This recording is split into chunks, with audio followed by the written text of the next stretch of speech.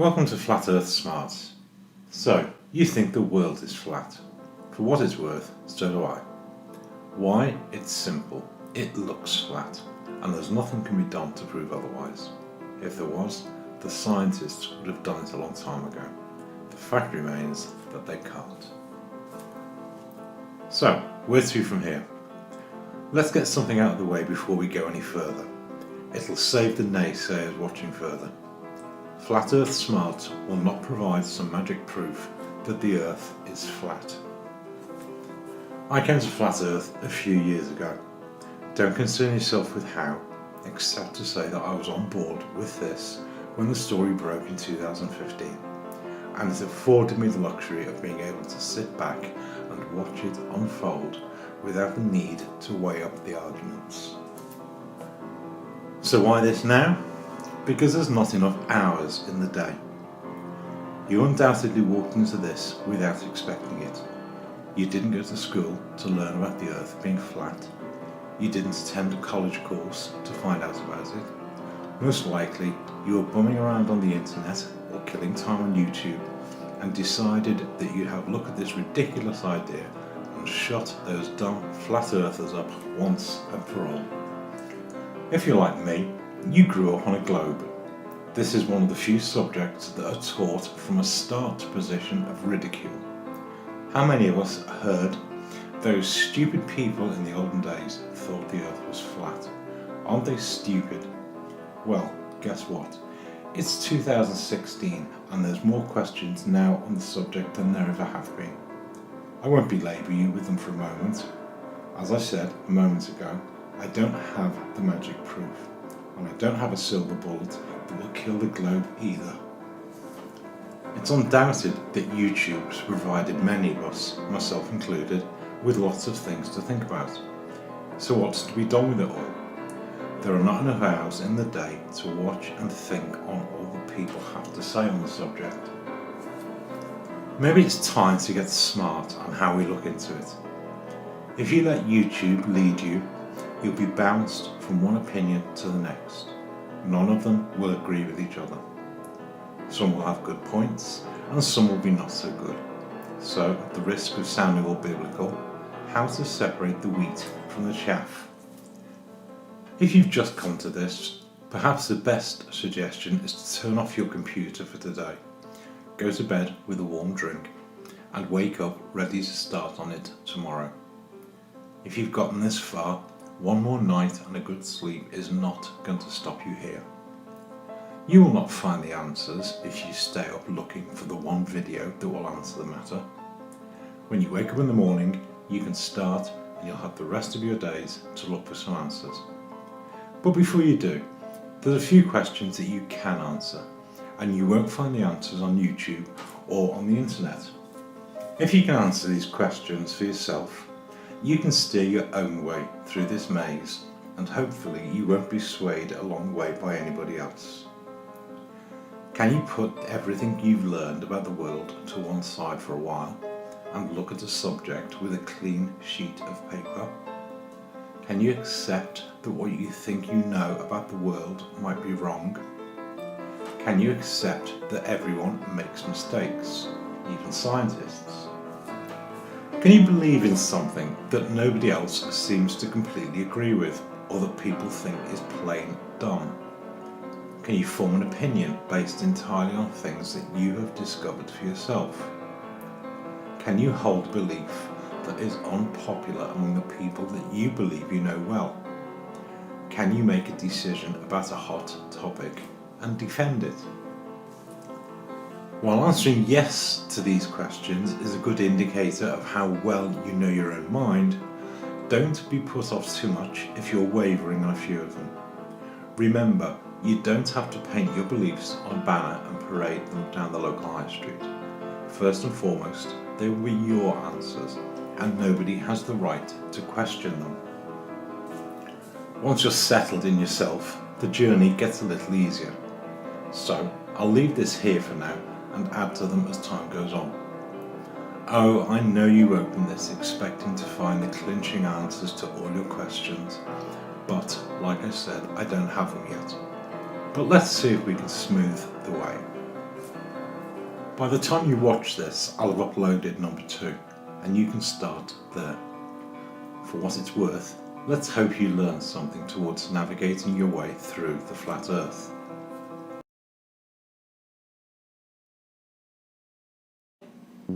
For those who've realised that the Earth is flat, the subject usually hits them like a steam train. Lies hit people in different ways, and without doubt, the globe is one of the biggest lies ever told. Once the initial impact has subsided and a few early questions have been gotten out of the way, most of us wanted to tell someone else. If we had figured this out, surely others would want to know too. I'm sure many of us questioned whether we were losing our marbles, even if we only thought so, quietly. Some of us were fortunate enough to get a sensible reception to our news, or that it was accepted with respectful silence.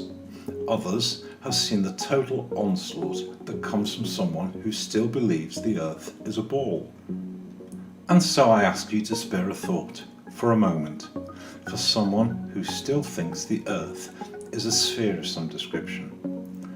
Given that flat earthers are, at best, considered to be some quaint throwback to days gone by, should we be too surprised at the response we get? For many, the first person you probably told was someone that's close. Have you ever wondered what their first thought was on hearing of your discovery? At first, it sounds like something from a bad comedy, and at its worst, it's seen as a first sign of madness. For some, our nearest and dearest will have eventually come to a point where they sat back quietly and watched as you seemed to sink. At that stage, it seems to take one of two broad paths. Complete apathy seems to be the most popular course of action thus far, as if to say, I'll leave him or her alone until they realise how dumb it sounds. Or they'll try to snap you out of it with all the usual objections, of which I'll speak later. While you'll have taken some time to settle into the truths of the matter, eventually you'll have seen enough proofs to satisfy yourself, and the case is, for all intents and purposes, now closed. But put yourself in their shoes for a moment. This subject probably sounds, to them, as ridiculous as someone telling you that the moon is made of green cheese. It means nothing without some shred of evidence that it might be true.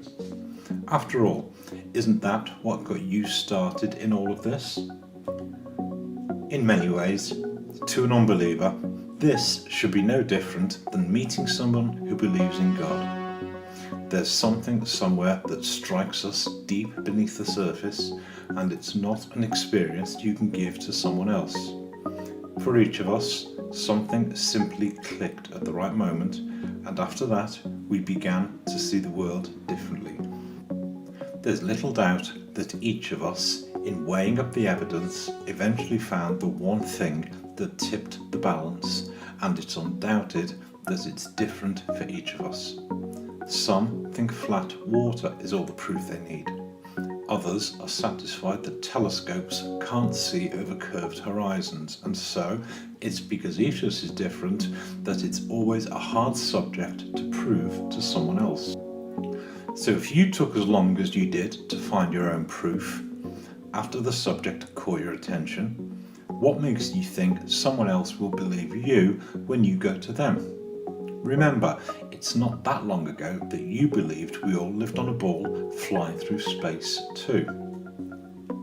I've told maybe a half dozen people, and the reactions have ranged from 30 minutes and they're cool with the idea, right up to a stony silence and tumbleweeds blowing down the street.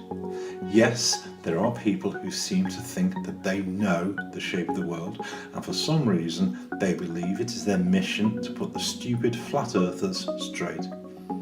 I'm not too concerned by someone who thinks he has to teach me a lesson, and neither should you be. We are all more than capable of going out and finding out for ourselves the subjects that we want to know more about. And rather quickly, you'll find that it doesn't take huge amounts of information to satisfy yourself. In fact, it takes surprisingly little, and most of us had only 2 or 3 things that were enough to finally convince us. There are hundreds of proofs that the world is flat, and it only takes 2 or 3. The trick is to know which 2 or 3 work for any one person. No 2 people are alike. It's a little ironic that people still think they can debunk flat Earth with one video, or, as I've seen on more than one occasion, with one photograph. Flat Earthers are not likely to see one picture and suddenly say, "Oh, silly me, it's a ball after all." Most of us looked long and hard before we eventually got here. Flat Earth is really not for the faint-hearted. It takes a degree of courage to say, yes, some scientists are wrong, even Einstein. Finally, perhaps, if each of us wants to go tell someone else about this wonderful thing we've discovered, we might be wise to avoid opening a conversation by telling people that they are brainwashed. Nobody likes to be told they're brainwashed, especially the brainwashed, and let us not forget that we were in exactly the same position at some point too. It will be hard for anyone to look at this matter without some reservations. After all, history claims to have sorted this one out centuries ago, depending on who you listen to. There will always be some who will refuse to even look at the subject. They seem to consider themselves above all of this, and you would do well if you simply left them to blow their steam elsewhere. They're normally quite easy to recognise. They claim to know more than you do. They usually speak to people as if they're talking to a 6-year-old, and they tend to fill their hungry arguments with copious expletives. Your time will be better spent elsewhere. So, in closing, let us spare a thought for others and put ourselves in their shoes for just a moment, and they will trust that your judgment is at least as sound as anyone else's. So, you've gotten yourself over the initial bump that is flat Earth, and as you've already seen, there are more questions. So, put your questions to one side for a moment. Flat Earth is not an open and shut case. If it were, you'd have found your answers and would now be happily exploring some other fact of life. Flat Earth is, to some extent, a unique subject. It is also a massive subject that reaches across so many things in this world. If you're looking to find answers that are in any way related to the shape of the Earth, each question starts with a hurdle. How do you ask somebody how the moon works if they think you live on a ball? You'll get the stock answer that it reflects sunlight, and are likely to get little more than that unless you add that you also think the Earth is flat too. So you have to explain your flat Earth thing first then. Provided you don't send people scurrying for cover, you might get a better answer to your moon question. The alternative, and this seems to be the preferred alternative, is to seek all your new flat Earth related answers from other flat Earthers. That presents you with another set of complications. The flat Earth community, as most of us know it, is an extremely new community. Virtually nobody was asking these questions up until a couple of years ago, and the sources were relatively scarce.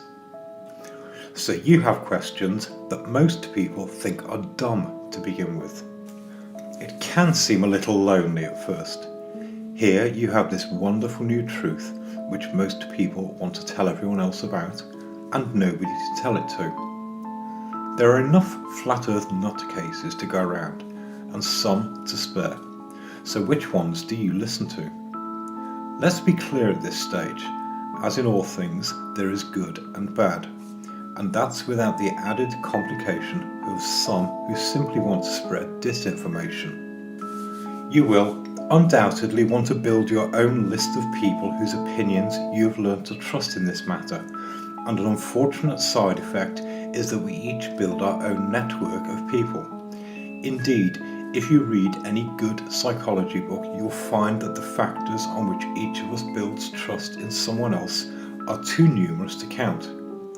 But I would like to pull one thread from that particular garment, that different personalities can be harmonious or they can be troubled, and there's no quick fix by which to get through them. And so you will have to wade through them all for yourself and decide whose opinion you value. And please don't make the mistake of thinking that you can get the full measure of someone by watching them on YouTube. Remember, politicians have crafted selling a personality into a fine art. And the good guys have bad days too.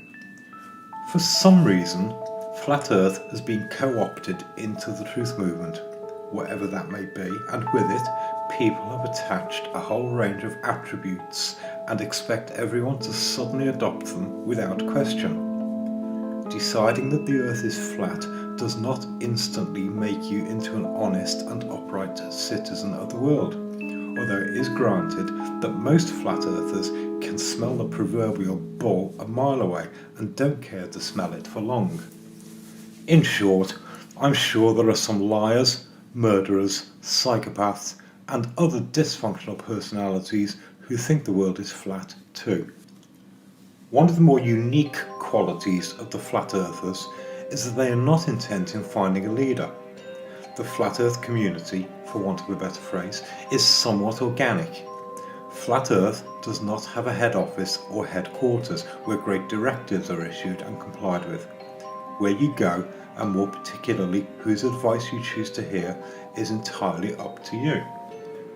Individual reactions range from a non-committal "so what, the Earth is flat" to a more boisterous "get your pitchforks and let's go and burn some space agencies down." Neither will achieve solid results in the long run. As I've said a couple of times, in the first instance, you don't need to go and do anything. Take your time and see who goes where. It's not for any of us to be concerned about who is sleeping with whom, and it's not for us to put anyone in charge of this. It won't take you long to start figuring out who is worth listening to. For my part, I don't put much store in people who hide behind anonymous electronic names. If you put your trust in the arrangement of a few pixels on a screen, you are likely to gather nothing more than a few dots. Yes, this subject does engender a somewhat conspiratorial mindset, but against that, the only alternative is complete anonymity, which is as bad, if not worse. Some prefer to take the opposing view. In other words, they loudly proclaim themselves and all their worth, and expect instant recognition, and, while they can occasionally be a little tiring, I am inclined to give them a little more credibility. Yes, some have chosen to build themselves a career in the Flat Earth community. It's not for us to oppose or endorse them one way or another. There's nothing wrong in making a living doing something you enjoy, and in the right place, they also attract others and bring good things together. So take something from their success. After all, what's to stop you doing the same thing? In the final analysis, I'm inclined to put a little more store in those who are open and generally accessible. Some of the more recognisable names have been more than open about how you can get in touch with them, and while some have done nothing more than give a few contact details, others have been more than prepared to respond and should be appreciated for their time and effort. Let's remember that we are all private citizens and, as such, are entitled to a private life. Your opinion about the shape of the Earth can really only be based on one thing, that is, proof that meets your own standards. I trust Mark will forgive me for using his example, but if your reason for deciding the world is flat boils down to "that nice Mr. Sergeant said so," it is really nothing more than the same house of cards that has been used to build the globe for so many years. There are good flat earthers out there, And while I'm sure they have their own bad days, on balance, their counsel is sound. Some have done some wonderful experiments, some have drawn some wonderful diagrams, and others seem to have a gift for putting the most complex arguments into plain speech. None of them have all the answers, and it can be a useful skill to simply see how others look at a problem. If flat Earth was an open and shut case, then nobody would have any need to argue further. But it's not an open and shut case, and we do argue. And finally, don't lose sight of the fact that some people floating around flat Earth really don't care one way or the other and have turned YouTube into something of a Facebook on steroids. It's entertainment, it costs less than a TV license, but their input is no more valuable than the evening news. Your mission, should you choose to accept, is to find the good ones and simply listen. So, what brought you here? What brought you this far? As I've said once, and I'll probably say again several times, you didn't go to school or college to learn that the Earth is flat. Something somewhere made you stop and think, even if it was just for a moment. So perhaps it was just for a moment, but it caught your attention for long enough to make you ask more. Like most of us, you decided to look for more, but from the moment you took your first steps into the flat Earth, you were undoubtedly bombarded with 1,000 opinions. So put the brakes on for a moment and cast your mind back to that first question you formed about the shape of your world. Did you ever find that first answer, or were you swamped with 1,000 more questions? And if you got the answer to your very first question, what was your second question? Pretty soon, you were running in 1,000 directions, looking for 1,000 answers. So let's return to your gotcha moment and ask yourself the $64,000 question. Do you still think the world is flat? If you do, you'll likely have a bunch of other questions about the details, and if you don't, then you're probably still looking for something to prove it to yourself. So keep going, you'll get there. Either way, you have, or you will come to a point where you find that one special answer. For many, there are lots of individual answers. None seem to stand alone, but each one adds to a weight of evidence which tips the balance. Hold on to those answers. If you're like everyone else, you will still have questions that you're not sure about, but this journey is not about proof, of which I'll say more in a moment.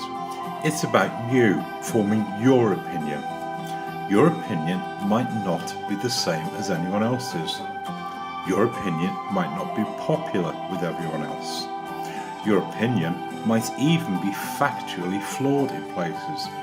But it is your opinion, and it's what makes you who you are.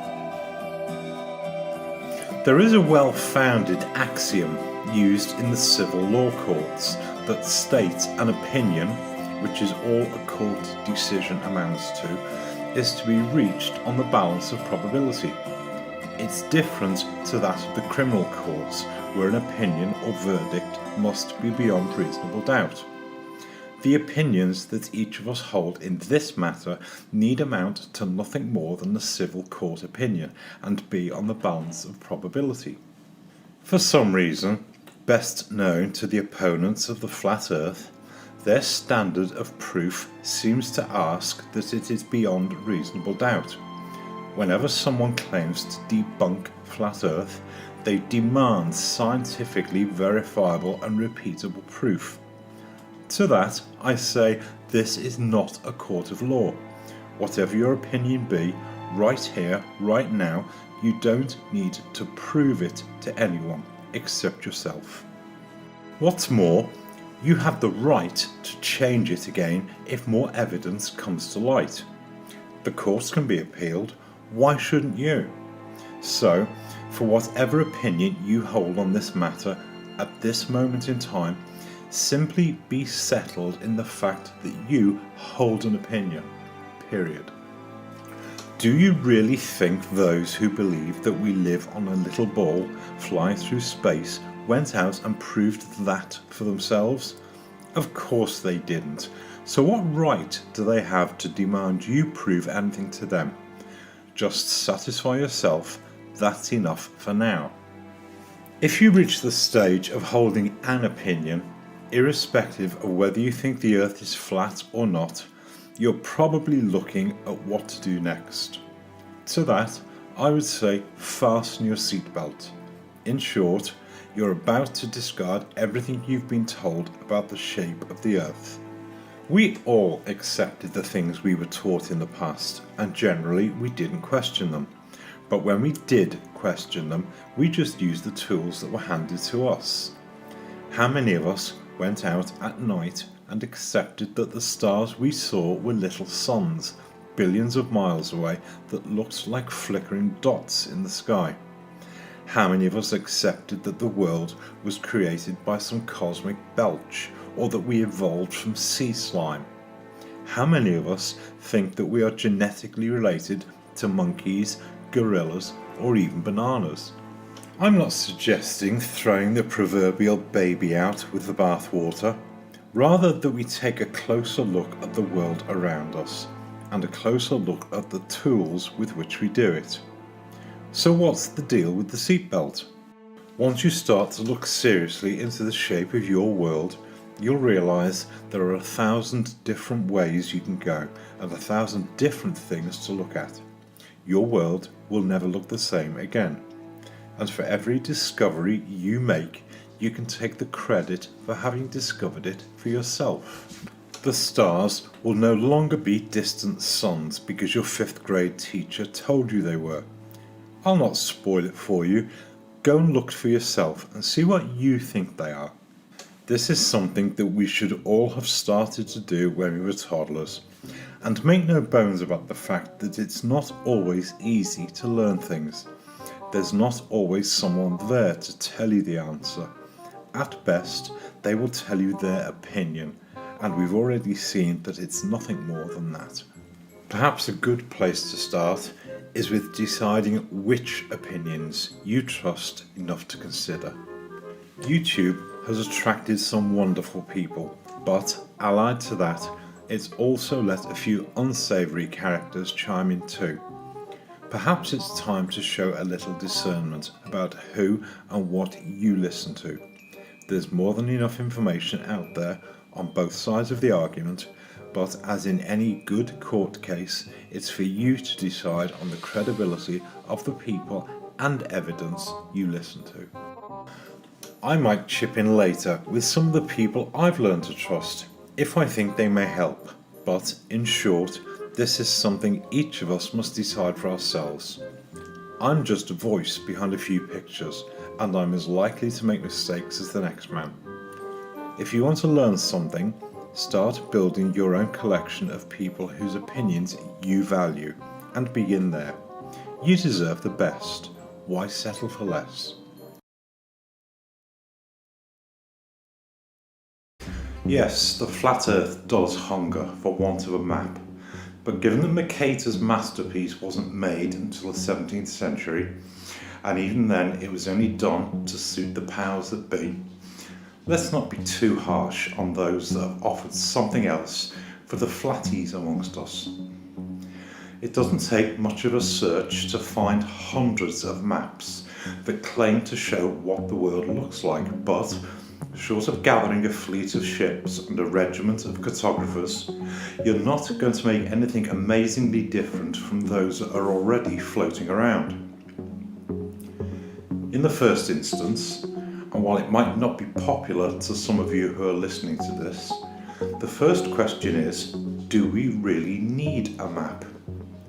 When was the last time you got in an aeroplane with a map and found your way to your holiday destination? Beyond having a map to get yourself to the airport and another to get you from the airport to your hotel, you don't really have a clue where you went. The pretty display on the back of the most plane seats only lends to an illusion that the world is a ball. Except for the interminable time you'll have sat on the runway waiting to take off, you spent most of the bulk of your journey up above the clouds. Okay, occasionally you may have had seen the odd speck of land, but while the bulk of intercontinental flights are over the oceans, the only other recognisable scenery you'll have seen was on the approach to the airports for what, 10 minutes? Hardly enough time to go mapping the world as you go. This really only matters for those who would like something on which to build their view of the world. No, you don't need a map, but it's a nice thing to have. Like most people, I'm pretty lazy when it comes to the mundane things of life. After all, why keep a dog and bark yourself?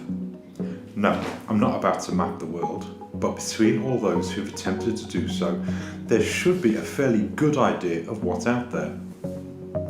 So, step one is to make a great big pile of all the maps you can find and fish out the rubbish.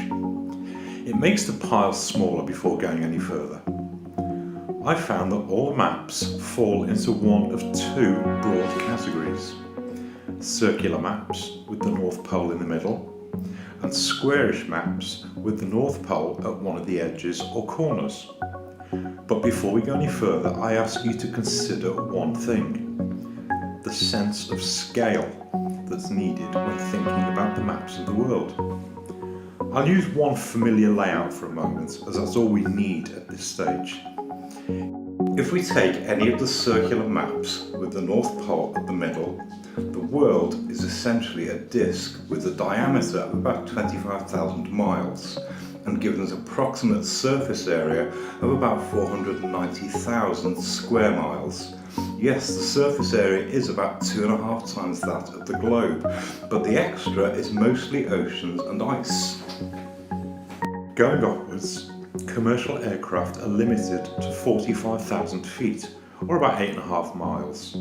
The Concorde topped out at 11 miles. Military aircraft fly a little higher, and the International Space Station claims to orbit up to 260 miles. I'll use this map for a moment as it's one of the clearest. This little gap between Canada and Greenland is called the Davis Strait. In reality, it's 190 miles wide, so we can realistically scale 260 miles above the same map that would represent the height at which the ISS claims to orbit. If we draw the surface of the Earth to scale, this little line represents 200 miles.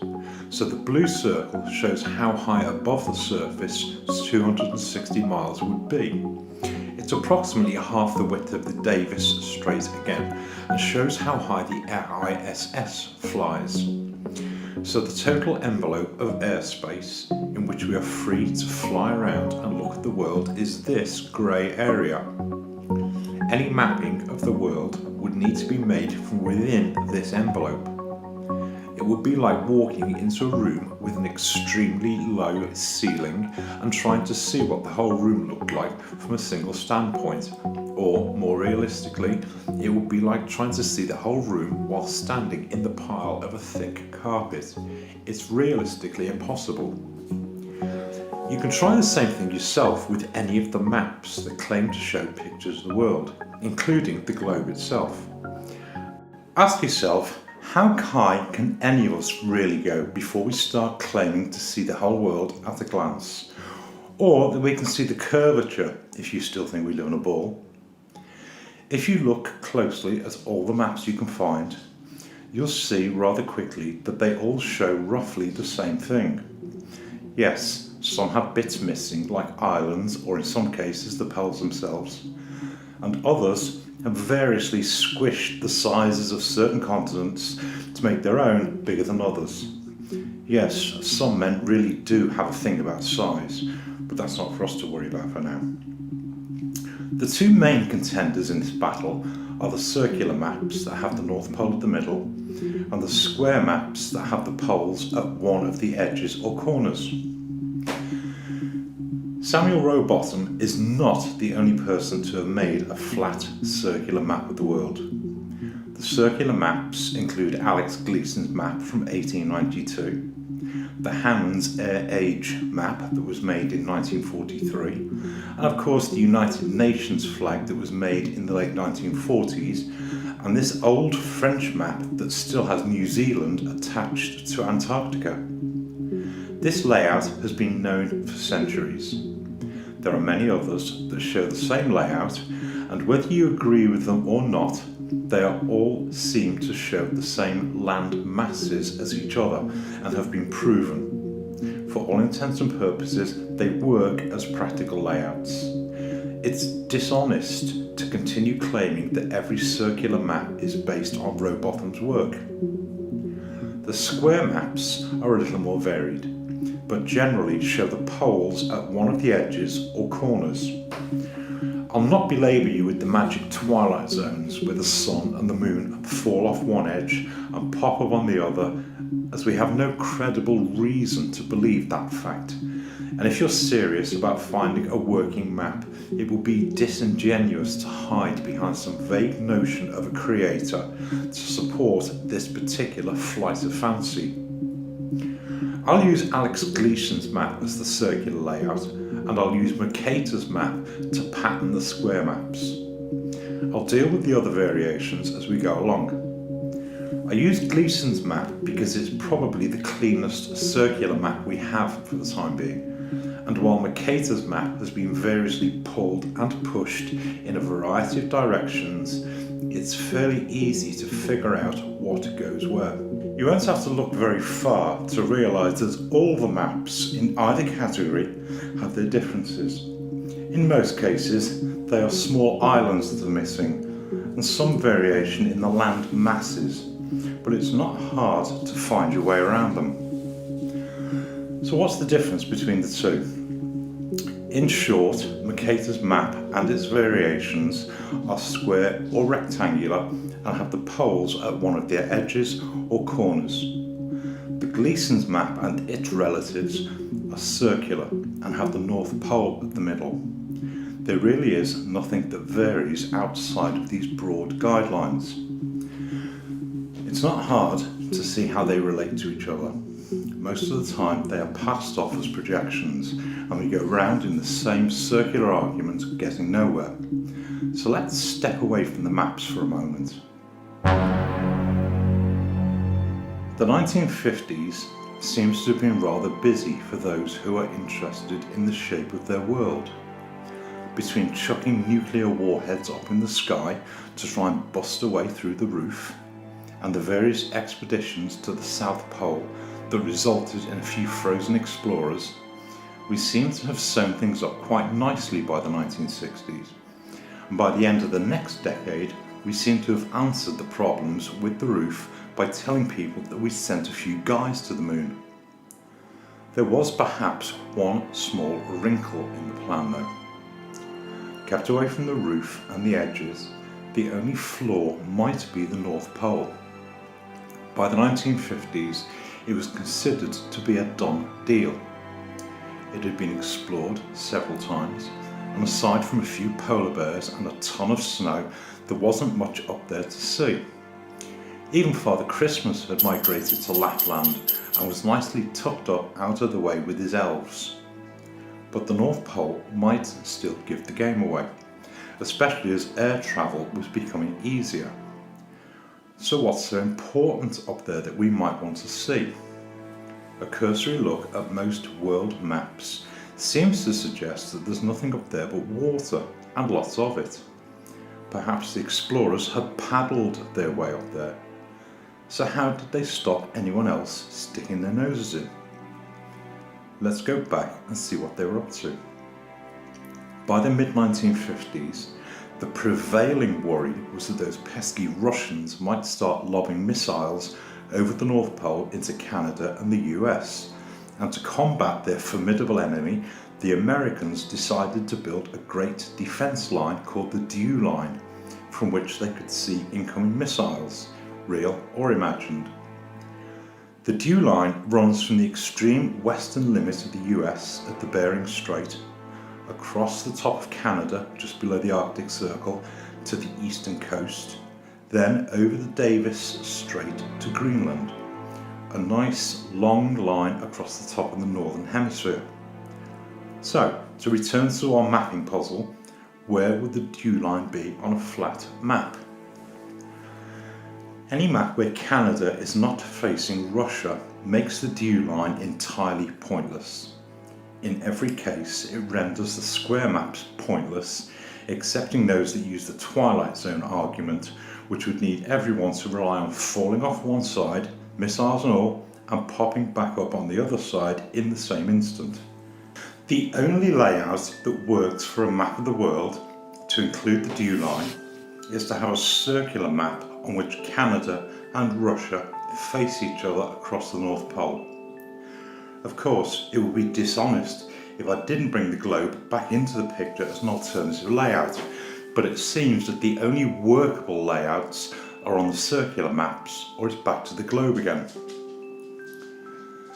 The big question for you to answer is, if the circular map and the globe show the same thing, the only difference is that one of them has a curved surface and the other is flat.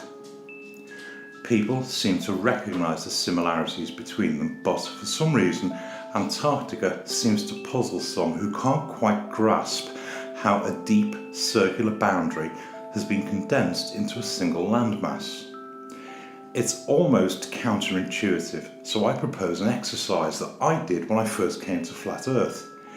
You can try this for yourself. I used a sheet of tin foil as it holds its shape, but you can do this with a sheet of paper just as easily. Get yourself a small football, one of those 7-inch balls is perfect, and measure the circumference. It'll be a little over 21 inches. Now get your sheet of tin foil and cut out a circle whose diameter matches the circumference of the ball, in this case about 21 inches. Get yourself a marker pen and draw the circular map with Antarctica onto the tinfoil circle. There are no points for artistic merit, but try to keep the land masses proportional. Include the equator and have Antarctica running around the edge. Once you've drawn your map out, wrap it around a ball and hey presto, you have your globe. You'll see that you really only need to scrunch up the southern hemisphere to turn a flat, circular map into a globe, and Antarctica comes together nicely as a single landmass at the bottom. The circular maps are not that much different from the globe, except that one of them is flat and the other is spherical. If you are honest with your layout, you'll see that the equator still runs around the centre of the sphere, and that most of the northern hemisphere matches any other globe.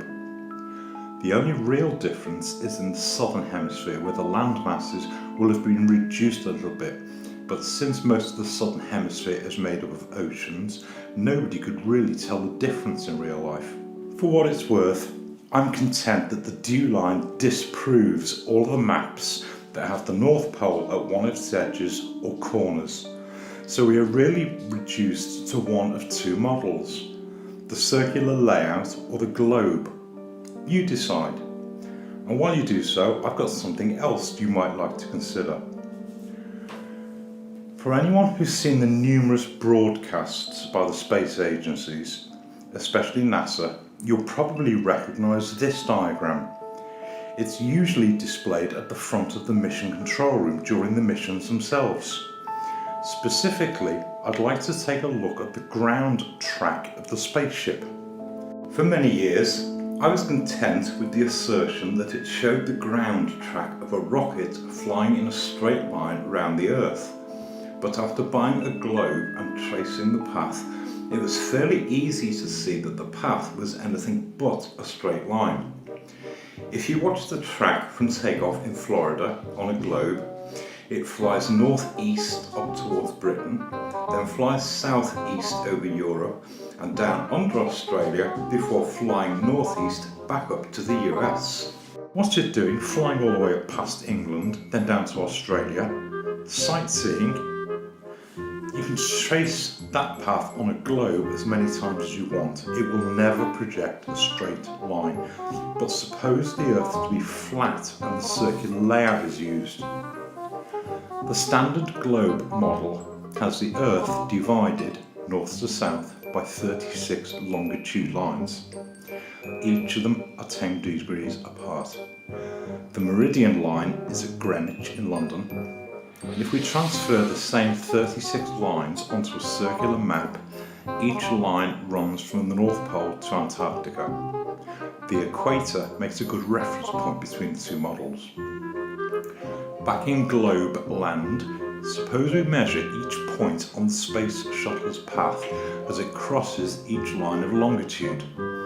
We can then measure how far each point is from the North Pole and transfer it onto a circular map, so we are showing the same path on both maps. You'll notice that the path on the flat circular map is largely circular. It's a standard orbit or holding pattern for any intercontinental flight. I suggest that any spaceship that is claiming to be orbiting is simply flying round in circles above us. You can try this with any path over the globe. You might surprise yourself how easily they move from one map to the other. Now you can see the same path shown on a square map and on a circular map. You ask yourself which one seems the most likely. I came across that little anomaly when I first came to Flat Earth, and it was only when I stumbled upon a gentleman who was asking NASA about the wiggly flight path around the globe. The gentleman at NASA seems to have been so evasive that I thought on the problem in a little more detail. In other words, suppose for a moment that the Earth was flat and circular, would the path make more sense? Alex Gleason's map is by no means the only circular map that can be used to model a flat Earth. Anyone looking at circular flat maps can see that the layout is constant between all of them, so it's unlikely that any of them are grossly wrong. The only reason for favouring the Gleason layout is that it's a fairly clean diagram, but any individual choice is yours to make. There's one final point I'd like to make. While Antarctica seems to present enough problems in itself, especially since nobody has been down there to see it for themselves, the North Pole is suspiciously quiet. Anyone who's taken a cursory look at the matter knows that the geographic North Pole is not the same as the magnetic pole. The geographic pole is somewhere high in Greenland, and most maps of the world show the North Pole to be nothing but Arctic Ocean. Aside from some vague history of expeditions there during the last century, we don't really know much about it, but there is a clue that most of us have probably already heard but generally dismissed. I'm referring, of course, to Mount Meru. It's generally passed off as something from ancient mythology, and I thought much the same thing at first, but on closer inspection there may be more to it. The Flatwater Flat Earth channel did a wonderful programme about the Arctic Treaty, in which he managed to trace some 17th century writings between John Dee and Gerardus Mercator. Yes, the same Mercator who gave us the globe. In amongst the writings there are references to what exists up there, and a number of maps including this one. As I said a moment ago, much of this seems to have been chalked up to mythology, but a closer look reveals that the continents surrounding the North Pole are those that most of us will still recognise today. Specifically Asia, America, Greenland, and even the northern parts of Britain, Scotland and Iceland. While Mercator seems to be viewed with contempt among most flat earthers, it is worth noting that he was a cartographer by profession. I find it hard to believe that his maps of the North Pole are some figment of his imagination for a number of reasons. The magnetic lodestone, which is Mount Meru, offers a perfect explanation for the magnetic pole of the world. It is the only credible alternative to the liquid iron core that keeps shifting, so we're told that we should only use GPS to navigate. Mercator's North Pole also shows the incoming waters that rise to 4 heads, that are corroborated by the biblical accounts in Genesis. Let's remember that the Bible was only translated into German, Mercator's home language, in the middle of the 16th century, and so it's unlikely that he took his rivers from that source. Given that the prime meridian now runs directly through London and Paris, you'll see that on Mercator's map it falls some 20 degrees west of its present location. It doesn't take much skill to overlay Mercator's map of the North Pole over the Gleason layout and rotate it back so that the prime meridian and the continents of Asia, now Russian territory, and America match.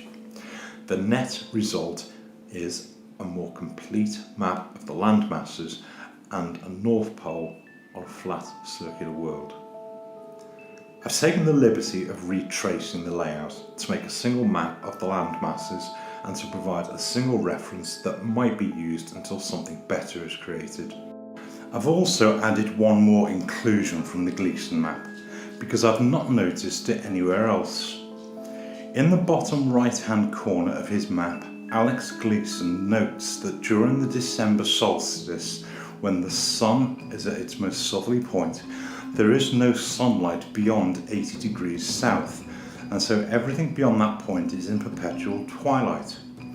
I've shaded the map accordingly. See what you think of it. So, in closing, the dew line and the intercontinental flight paths seem to preclude any map which has North Pole at the edge or the corners.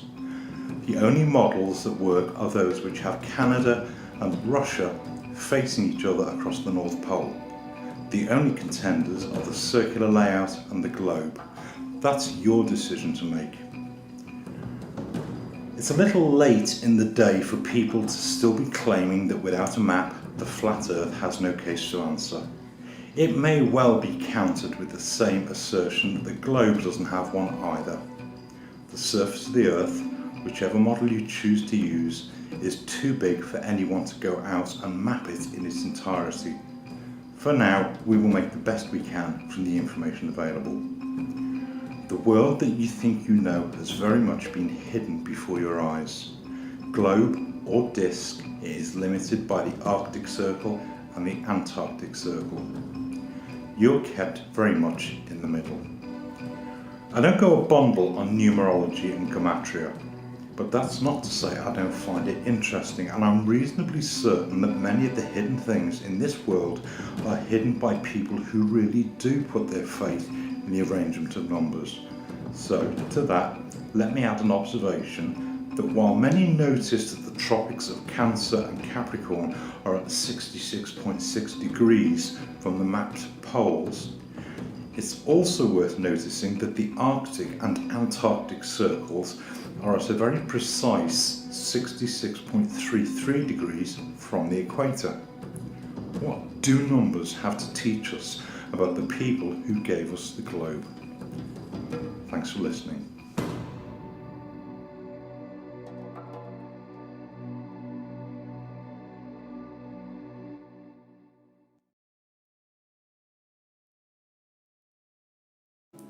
Most of us are reasonably happy with the answers we have so far.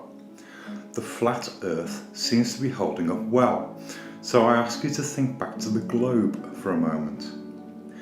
The Sun has been set rather nicely at the centre of the solar system, and its path between the tropics of Cancer and Capricorn has been accommodated by tilting the Earth's axis relative to the Sun. Once a year, regular as clockwork, the Sun seems to move from one to the other and back again. So let's turn our thoughts to its partner in the sky, the Moon. Again, it appears most nights, and we take it for granted that it does what it does. So I have a question for you. How fast does the Moon travel around the Earth? Most of us have lived with the commonly held belief that it takes about 28 days, and it seems about right.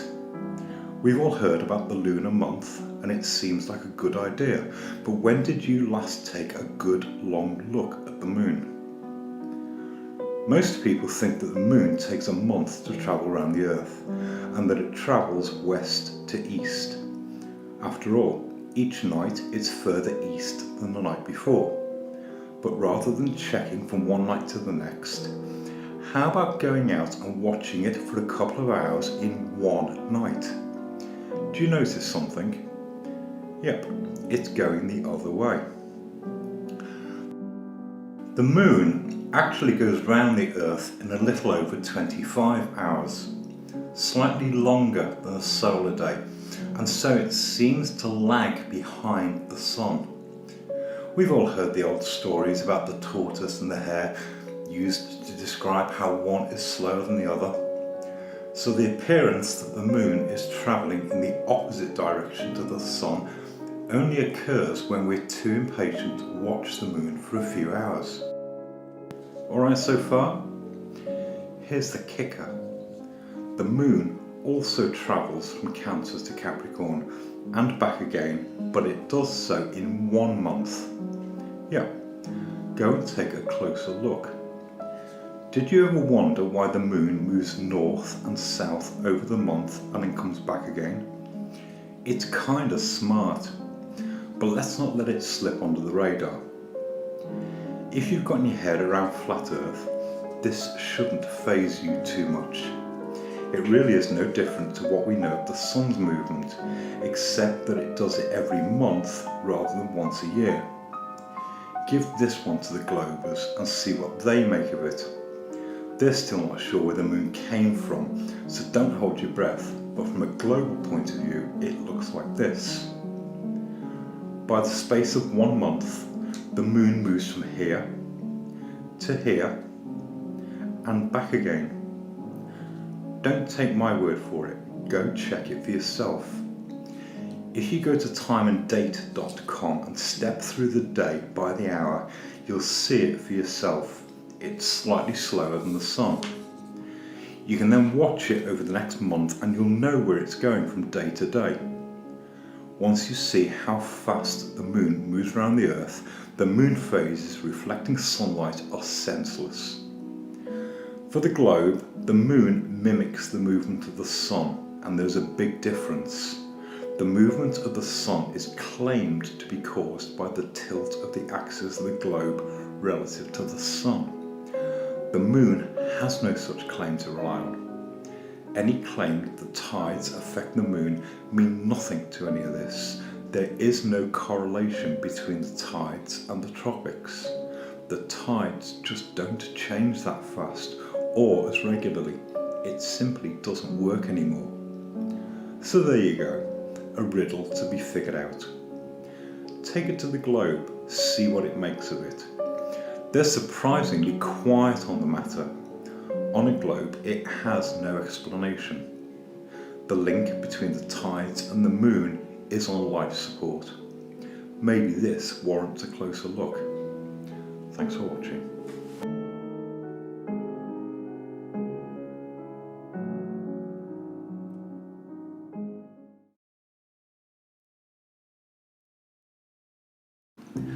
Let's take a moment and have a look at another side of flat Earth.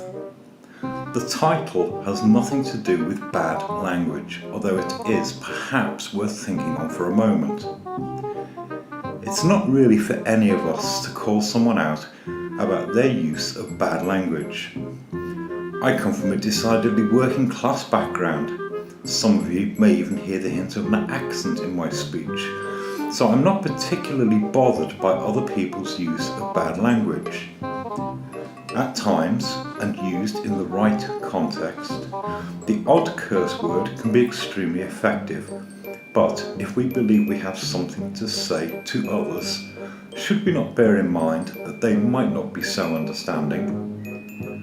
That's okay as far as personal taste goes, but if they take exception to your words, how likely are they to listen or to present what you say to someone else?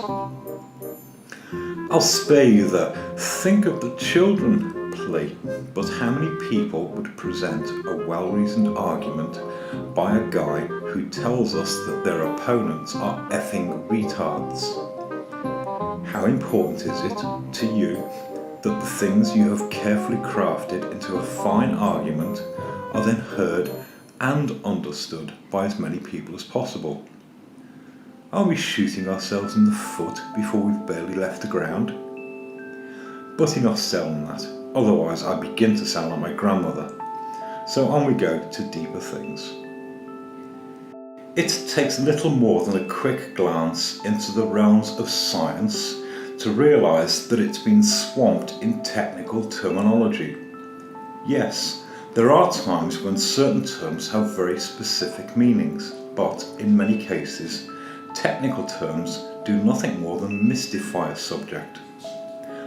Why tell someone they cause you cognitive dissonance when you really mean they make you sick? Another commonly used term is confirmation bias.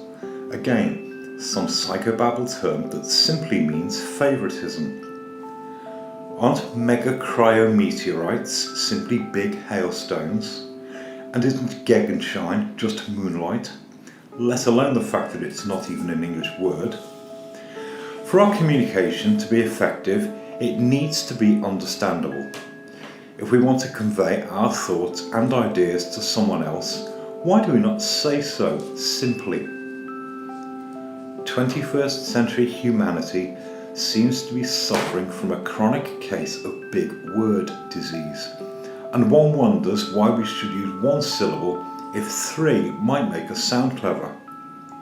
To borrow a sentiment from my grandmother, it's not big and it's not clever.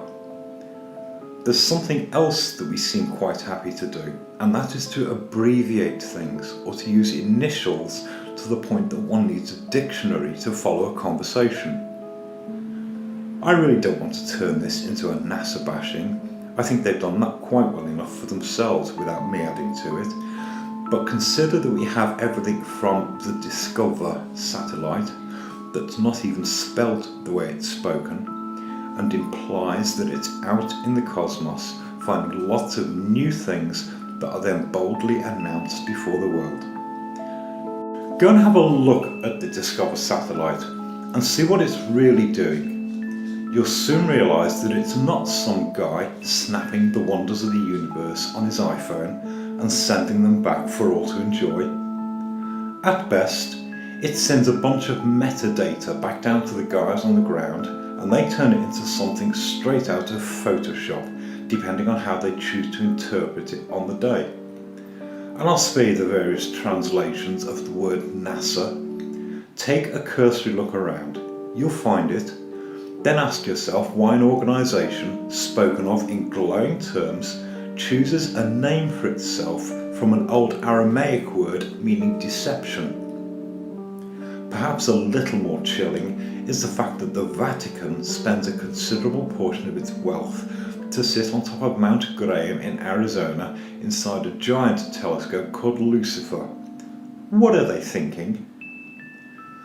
A third problem seems to lie in the fact that we are apt to overuse some words to the point that their meanings are robbed of their value. Two that spring to mind are the words dome and firmament, which at present are used often and interchangeably when they are really two different concepts. If you go and take a closer look at both of those words, it may help to avoid some of the confusion about the roof above this world. A third word that seems to have sprung back to life is the word sinusoidal, that all too many people seem happy to use to describe every wavy line that suits their argument, and as if to lend some authority to what they say. The word sinusoidal is simply a mathematical term. It describes a wavy line on a particular type of graph, and not every wavy line is sinusoidal. So why don't we stop using these words when they're wrong? In most cases, they're simply nonsense. And so, in closing, perhaps we could be a little wiser about the use of words in our language and consider what they really convey to the person who hears them. It pleases me to think that what I say should be heard by as many people as possible. And so why would I express the things I say in terms that people can't understand or that some people simply find offensive?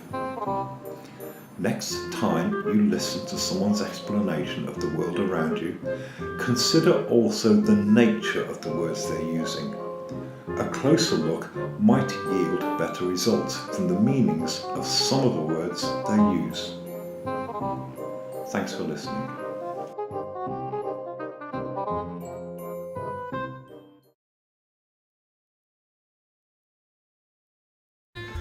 There is a word that for some makes the hairs on the back of their neck stand on end.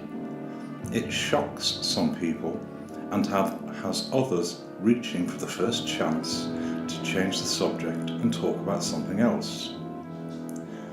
I'm speaking of numbers, one of the few subjects that some people run from at the first opportunity. I delayed opening this subject for a moment because there are some who think they have a psychological blind spot when they see numbers. It has very little to do with mathematics being complicated.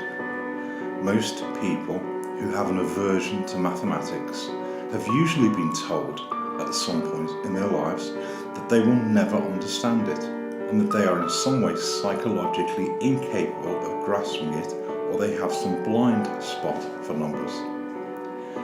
It's generally done by someone like a maths teacher who should know better, and in a word, they're talking nonsense. Anyone who is capable of going to the local shops to buy something and is able to pay for those goods and check their change does not have an aversion to numbers. Real number blindness is incredibly rare.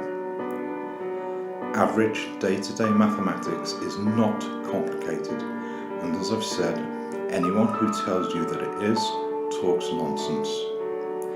Basic mathematics is no harder to understand than simple grammar, but for some reason, best known to some of the teachers of this world, mathematics has been mystified and some sacred art only to be understood by a chosen few. And so we return to the flat earth. You don't need any complicated numbers to understand the essentials of flat earth. In fact, there is really only one calculation that's needed, and it's not a hard one. I speak, of course, to the curvature calculation. Never before has there been such controversy over one mathematical argument. The calculation for the curvature on a globe really is a simple one. That if the Earth were a globe with a circumference of 25,000 miles, and you stood anywhere on that globe, the drop below your eye level can be calculated by squaring the number of miles to an object and multiplying the answer by 8 inches. It will give you the drop in inches, and if you divide the inches by 12, it will give the answer in feet. It really is that simple. For some reason, people are not satisfied that the matter is that straightforward, and variously try to use trigonometry, which is generally used for working with small, precise numbers and only serves to complicate answers that then need to be rounded out. It's totally unnecessary for the purposes of calculating the drop on a globe. Others, for some reason, hark back to the fact that Samuel Rowbotham used the calculation when he published his book, Earth Not a Globe, in the middle of the 19th century, and as if to say it was a long time ago, so it can't be correct. So let's dispel a few myths. First and foremost, the truth doesn't have a shelf life. The calculations for curvature haven't changed over time, although various scientists have sought to muddy the waters by variously claiming that the Earth is not a sphere, but an oblate hemorrhoid or some other pear shape. I'll address those matters later. Others have occasionally sought to discredit Rowbotham in an attempt to discredit the calculation, as if to say he was a Freemason, so his maths must be wrong. So for the record, let's clear the matter up. In the late 19th century, Samuel Rowbotham used the familiar calculation as it was provided to him by the Encyclopaedia Britannica. it has been variously restated by subsequent authors right up until the 1960s, when the flat Earth seemed to drop from the radar for a while after the space adventures of the time. The Encyclopaedia Britannica quoted a calculation in an item called levelling, that by squaring the number of miles and multiplying the result by 8 inches, you'll get the drop below eye level. The same calculation is cited by countless other reputable publications of the time too. There has been something of a recent contender in this particular argument, where some have suggested that the fall in distance should actually be even more pronounced. Unfortunately, this recent edition seems to miss a rather glaring error. Anyone attempting to explain globular arguments should not miss the fact that if you were standing on a 25,000-mile globe, at any point you will always stand at a right angle to the surface of the globe, for that is what gravity dictates. And as such, all calculations can rightly imagine that you're at the top of the globe and can be made accordingly. There have been one or two who've attempted to rewrite the calculation for the curvature of a globe, and seem to succeed in doing nothing more than throwing a jumble of mathematical formulas into the mix that serve only to confuse and deter others from looking further. It's worth pointing out that in many cases, the proponents of complicated numbers don't seem to understand the calculations themselves. Rather, they seem to parrot what somebody is given to them and speak as if they're some great authority. The reason I cast doubt on what these apparent great minds have to say is simple. Most of them don't seem to know the first meanings of the terms they use. When someone expresses something as tan to the -1, which is just a mathematical term, it's nothing more than a parroted reading of something they've seen written in a book. Anyone who truly understands those formulas would, in the first instance, speak of them in plain language. So I'll end here where I came in, by stating that the mathematics and numbers needed to follow flat Earth really is not a complicated subject, except for those who choose to complicate it for the purposes of showing others how clever they think they are. In short, anyone wishing to explain something to someone else should do so in terms that are clearly understood. If you choose to explain something in a way that can't be understood, I ask you, who's the fool? I really don't think there needs to be any doubt as to the calculations of curvature for a 25,000-mile globe. The calculation works. It is as practically accurate as it needs to be. No amount of YouTube amateur mathematicians, with or without their rulers and compasses, can alter that fact, and we might be wise to accept the calculation as read and move on to more important things.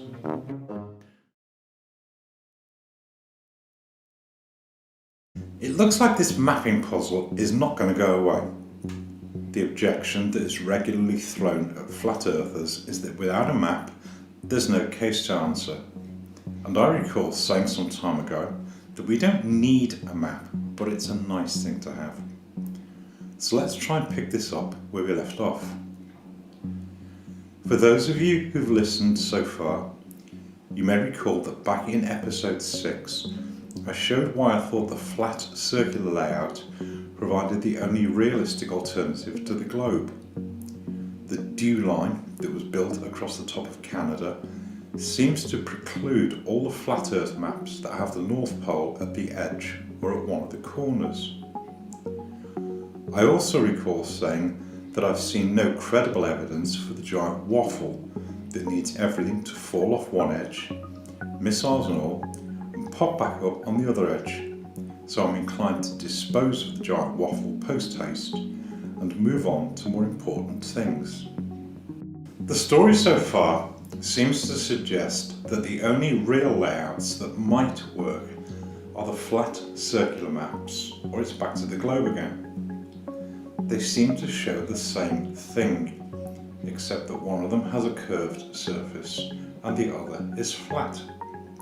There are hundreds of reasons to believe that the surface is flat, and each of us have preferences about which ones are sufficient to prove it ourselves. Most people seem to like Alex Gleason's layout, and once you get past the pointless objections about spelling mistakes, it's fairly easy to see what goes where. But let's be clear here. There are dozens of maps that claim to show what the Earth looks like. The United Nations map and its various spin-off agencies was designed in 1948. The Hammond's Age map that was made in 1943. Alex Gleason's map was made in 1892. Samuel Rowbottom's layout was made in the 1860s. And this French map was made in 1781. There's even this Oriental map that's claimed to date back to the 10th century. From time to time, other maps also seem to pop up, showing the same layout beyond the Antarctic Circle. And while some also claim to show more land beyond the Antarctic Circle, it's hard to give them any credibility beyond some wishful thinking. The limits of the Antarctic really are as far as we can go for the time being.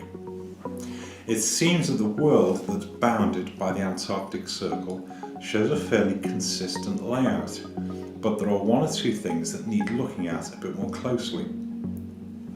I'm going to use Alex Gleason's map again as a start point because it's a fairly clean map, but it contains a lot of additional information that I don't really need for the moment. So let's see if we can simplify things.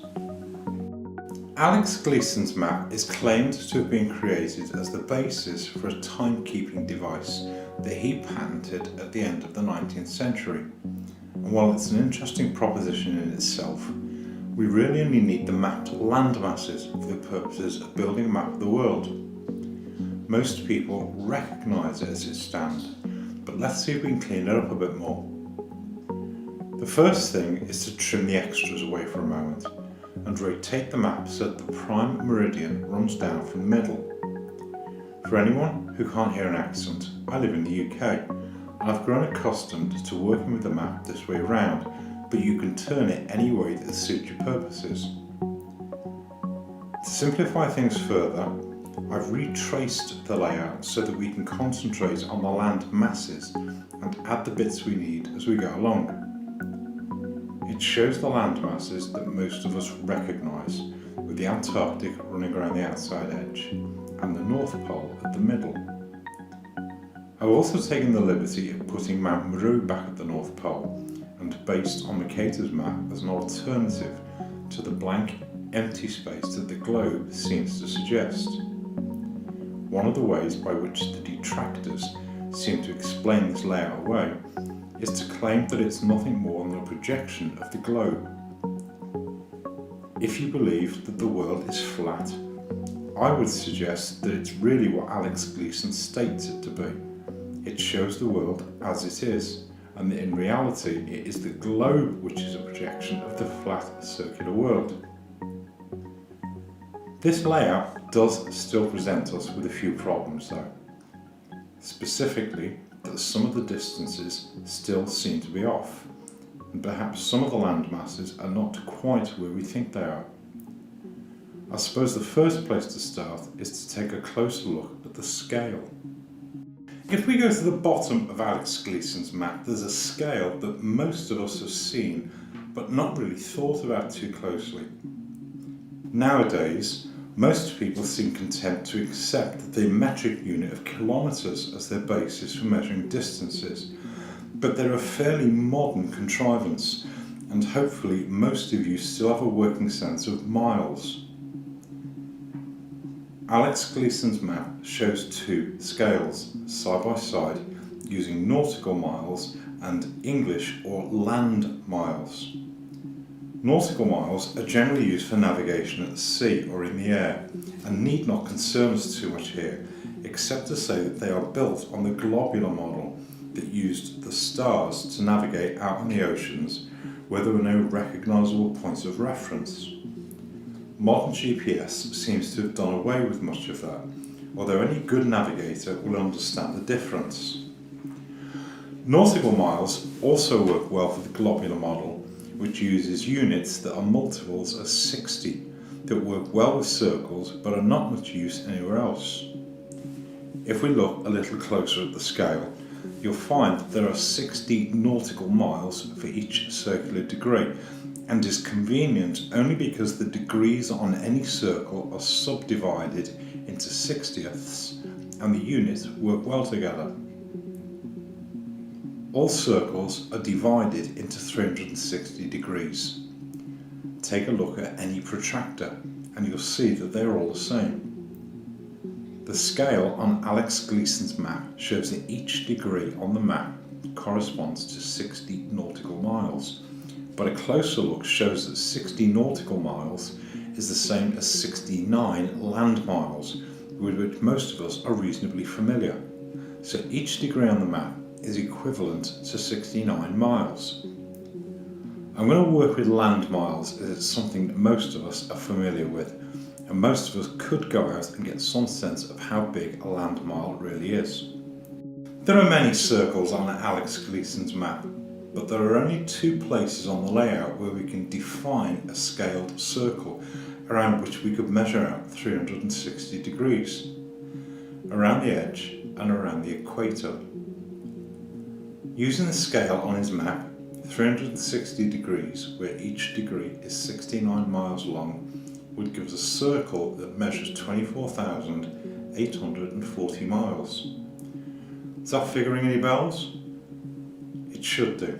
For all practical purposes, it's the length of the equator around the globe. I don't want to get too waylaid with numbers for a moment, as it seems to put some people off. I'll ask you to accept my numbers for a moment, as I'm more concerned to give an overview of what they might really mean, and I'll show the number sheets at the very end for those who'd like to see them in more closely.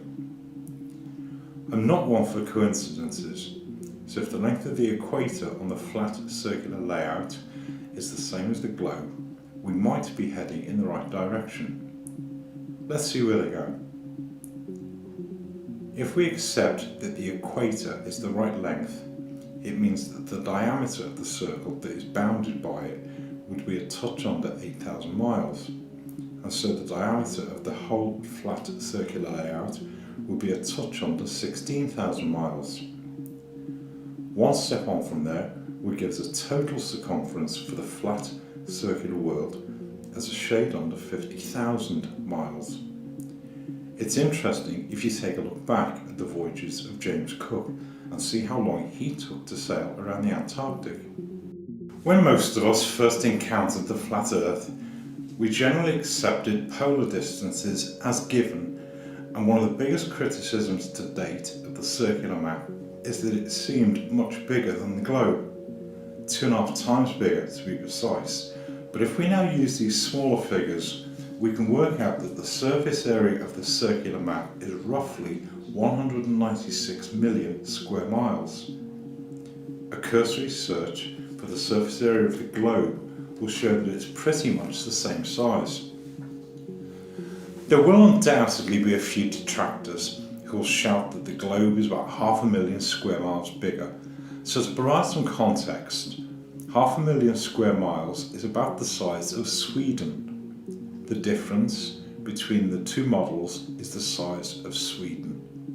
For all practical purposes, they're the same size. If we dig a little deeper, it throws up something else that might interest you. On a flat circular map, the Arctic Circle and the Antarctic Circle are both a touch over 66 degrees from the equator, areas that the likes of you and me are unlikely to ever visit, but it gives us a band around the edge and around the North Pole that is off limits. If we take the total surface area and subtract the central section that is bounded by the Antarctic Circle, it shows that the area outside the Antarctic Circle covers some 48 million square miles. and with the Arctic covering a further 3.5 million, it means that of the total surface area of the world, there is a little over 26% that's off limits to you and me. That is 1/4 of your world that is out of bounds, but with a globe that seems to suggest that it's just some chilly little zone at the top and one at the bottom. So I ask a question: how much of your world do you really know? It seems almost incredible that so much of the world could be hidden before your eyes, but it might not be as hard as it first appears. By whatever means the flat, circular world was hidden, we have to acknowledge that it was done with some considerable thought, and that many of the great minds of this world have not so much lied as they've massaged the truth. The countries that are spread around the world certainly exist, so the globe can't be a complete fabrication, rather that the truth has been pulled and pushed to fit their model. Pressing on, if the surface area of the flat circular world is the same as that of the globe, why do some of the distances seem so wide of the mark? Surely they can't be that wrong. In truth, I'm not sure they are that wrong. I just don't think we always look as close as we should. We base our sense of scale on the figures we're given, rather than what they might really be. So let's see if we can tighten things up a bit more. If we accept that the surface area is pretty much on the mark, the only difference is the placement of the land masses themselves. We can keep the equator where it is on the flat circular world. That seems to measure up for the time being. But I invite you to think back to episode 6 for a moment and recall the exercise where I drew the circular map, then wrapped it around a ball. Keep that idea in mind for a moment and take another look at the globe. For the sake of familiar terminology, let's stick with calling everything inside the equator as the northern hemisphere and everything outside of it to be the southern hemisphere. The globe is just a ball whose circumference matches the equator, so the top half will be the northern hemisphere and the bottom half will be the southern hemisphere. If we take the northern hemisphere on a flat map and use it to cover the top half of the ball, everything would have to expand. And if we took the southern hemisphere from the flat map and wrapped it around the bottom half of the ball, everything would necessarily shrink. In a nutshell, turning the flat circular map into a globe means expanding the northern hemisphere land masses and shrinking those that are in the southern hemisphere. Another way to think about how the map has been distorted is to consider that on a flat circular map, the southern hemisphere, which is everything outside the equator, has an area that is 3 times that of the northern hemisphere. On a globe, the northern hemisphere and the southern hemisphere are the same size, so to make the flat circular map into a globe with the same sized equator means that the areas in the northern hemisphere be doubled in size and those in the southern hemisphere be dropped by 1/3, and hey presto, you happy globe. Anyone who's familiar with the Gauss-Peters projection will know that there is some controversy about the actual sizes of the continents. To wit, that the imperialistic northern hemisphere continents were expanded by Mercator and the southern hemisphere continents were reduced. If the Gauss-Peters projection has any truth to it, the globe becomes decidedly small when it comes to accommodating more accurate land masses. In short, they don't fit. Our flat circular world has been distorted by expanding the northern hemisphere and shrinking the southern hemisphere. So I have another question for you. If the world has been distorted, how has it been hidden? It's really rather easy, but before we go any further, I'd like to add something else to the map. On the basis that the equator seems to be the correct length on this map, we can dispense with any further need to convert circular measurements into distances and use the map to provide its own scale. The equator on the flat circular world gives us a diameter of about 8,000 miles. If we use that distance as a yardstick, it's fairly easy to scale it up and provides us with a fairly accurate scale that can then be used to measure any other distance on the map.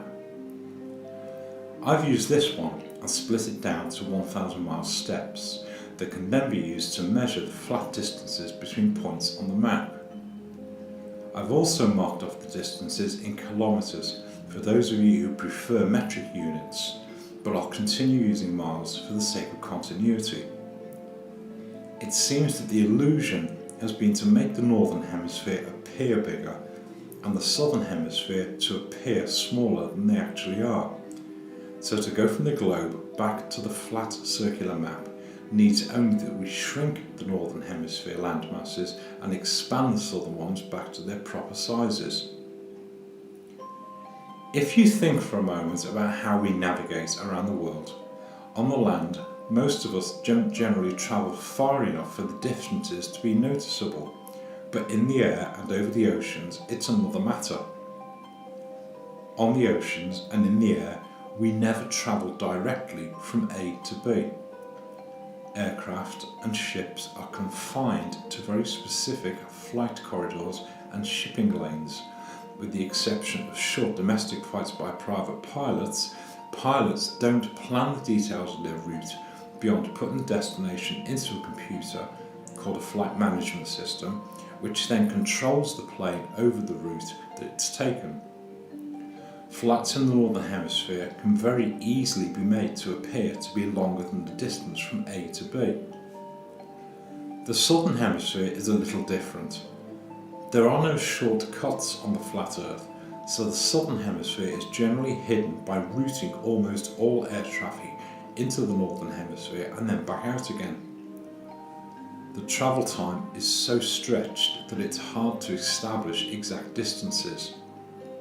If you go to any standard reference, all the distances between different places around the world will be provided and calculated using the globe. They have to be to continue supporting the model. If we're to tighten things up, we can't really rely on the globular distances to figure out the layout of a flat circular world.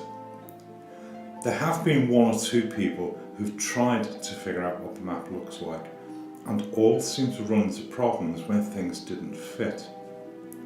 In all cases that I can think of, they've used the listed distances, which have almost certainly been flight distances, and we've seen that with the majority of air travel passing through the northern hemisphere, they will almost certainly have been inflated. We might have a little more success if, instead of using the published distances, we considered another method for measuring them. Nobody can go up into the sky with a tape measure and measure the distances, but perhaps we could figure them out more accurately if we used flight times and plane speeds instead. The shorter domestic and continental flights are fairly easy to follow over a flat circular map. So let's take a closer look at the intercontinental flights. The Antarctic is a well-known no-fly zone for regular commercial flights, and perhaps the naysayers who continue to assert that passenger aircraft fly over there every day should take a closer look at the flight regulations. For all practical purposes, it really is a no-fly zone. More recently, the North Pole has entered the fray after NASA declared that radiation at the North Pole means that overflight is not possible there either. So we're confined to the area between the Arctic and the Antarctic circles for purposes of passenger travel. As I've already mentioned, intercontinental flights never fly directly from A to B. They are confined to very specific flight routes, and certain countries are effectively no-fly zones. Pilots don't take off with a map and navigate to their destination. Regular commercial pilots generally supervise the safe takeoff and landing of the plane, and the flight management system controls the entire flight. During the flight, the pilot is available to deal with emergencies and, if necessary, to change the route if required and if permitted to do so by the air traffic control. Once the plane has left the ground, most passengers spend the bulk of the flight sipping cocktails or coffee until they fall asleep. Once airborne, the scenery becomes pretty monotonous and there's not much to see once you get above the clouds. Flying over the flat, circular world doesn't provide quite so much scenery as one might expect. The weather and the time of day can make a big difference to how far you can see once you get up into the sky. But if we take a perfectly clear day, there is a rough calculation that pilots and scientists use to gauge visibility, and that at 35,000 feet, which is the average height for an intercontinental flight, its visibility is about 170 miles. That means that at any point over the Earth you can see no further than that. For all practical purposes, once you're over the oceans, there is nothing to see, no pun intended, and your only real point of reference will be the pretty display on the back of the seat in front of you. You really are flying blind. So, to return to our flying times, let's look at the matter in another way. There are really only two flights that the naysayers make much noise about. The non-stop flight from Santiago, which is in Chile, to Sydney in Australia, and the flight from Johannesburg in South Africa to Perth, which is also in Australia. If you do a quick search for the flying routes for each of these flights, you'll generally get the globular interpretation and little else. There is no alternative for those who still think we live in a little ball. Given what I've said so far about the actual visibility from an intercontinental flight, our knowledge of how accurate those routes really are becomes somewhat questionable. So let's go back to basics. If we accept that the flat circular layout is credible and based on the length of the equator, the distances I've used are actually quite realistic. We can take another look at those flights and see what we can find. I'll do the easy one first.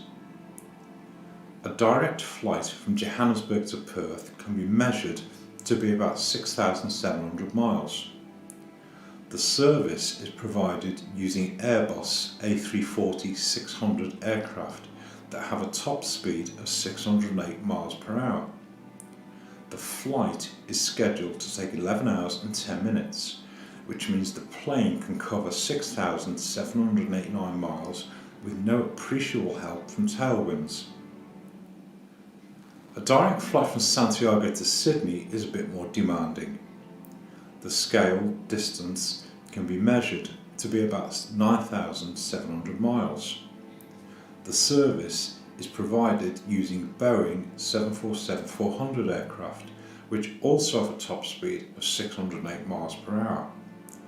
The flight is scheduled to take 14 hours and 10 minutes, which means the plane can cover 8,613 miles, but leaves a shortfall on the scaled distance of about 1,000 miles. Given that 747s are not plopping into the ocean off the coast of Australia, I'm inclined to suggest that the times and distances can be tweaked in a number of ways.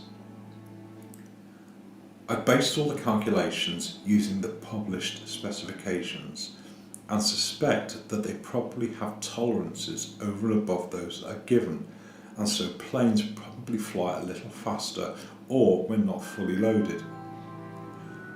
I've also not taken account of prevailing wind speeds, which can help reduce flight times or increase the distance covered. Anybody who's taken an eastbound flight across the Atlantic knows that the flights generally gain about an hour on a 6-hour flight against their published times that are credited to favourable tailwinds. The Abu Ishmael channel offered a very credible explanation to account for favourable flight times around the Southern Oceans, where there are consistent high-speed winds that can provide an advantage when flying. Colloquially, they're known as the Roaring Forties and certainly help to add to the distances covered. Finally, I'd like to offer one more factor that might serve to mitigate the shortfall. Australia might not be where we think it is. That's no idle speculation. If you go to timeanddate.com and take a look at the angle at which the sun rises, I'll use Sydney at the equinoxes for a moment, you'll see that the sun approaches Sydney from a 90-degree angle and suggests that Sydney is much closer to the equator than we are given to believe. I'll talk more of this later. The flights I've used here really are the extreme. They are the longest direct flights, and if you go and search for flights between these destinations, you'll soon find that they're really quite rare. Most flights between these locations have at least one stop, and most have 2 or 3. On the few occasions where they do fly directly, there's not much information about the routes themselves, and while we've generally accepted that they take the route over the oceans on a globe, it's very realistic for them to take a much straighter route over the flat circular map and remain far enough from land for you to have no real idea how close you are to the continents. So, in closing, this map seems to answer some of the questions that the flat circular map seems to bring from those who seek to debunk the map and the flat earth. It is by no means an assertion by me that this is what the map of the world looks like, but it certainly seems to answer some of the questions that we may have about the shape and layout of the world. If the flat circular map is the same size as the globe, and the land masses have simply been distorted, the only difference between the flat circular world and the globe is that one of them has a curved surface and the other is flat. That's your decision to make. If there is any value in this map, we might learn a little more with some help from our fellow flatheads at the other side of the world. Perhaps there's more for us to learn. Thank you for listening.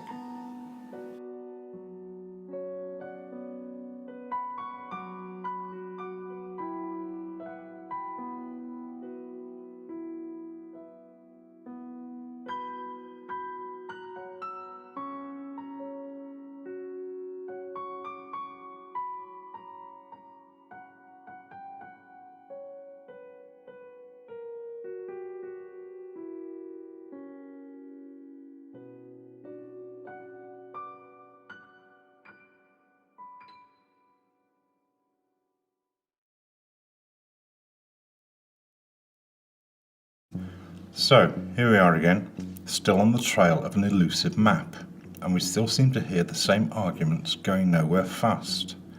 So what are we to do? As I've mentioned a couple of times, we don't need a map, but it's a nice thing to have.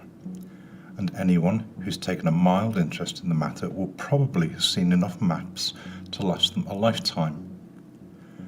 I also recall saying that none of us, myself included, are likely to go out and create a new map of the world anytime soon. But of all the maps that are kicking around, we can probably get a good idea of what's out there. So I'll cut to the chase. Back in episode 6, I showed why I think that the only maps that might help us are the circular maps, where it's back to the globe again. The dew line across the top of Canada seems to preclude all the flat maps that have the North Pole at the edge or at one of the corners. If you believe that the world is flat, I would suggest that the circular layout is the only one that gives us a start point. So let's pick this up where we left off. The circular layout seems to date as far back as 1781. That's the oldest reliable map that I can find so far, and it seems like as good a start point as any other. The layout seems to have a fairly consistent track record. So let's dig a bit deeper.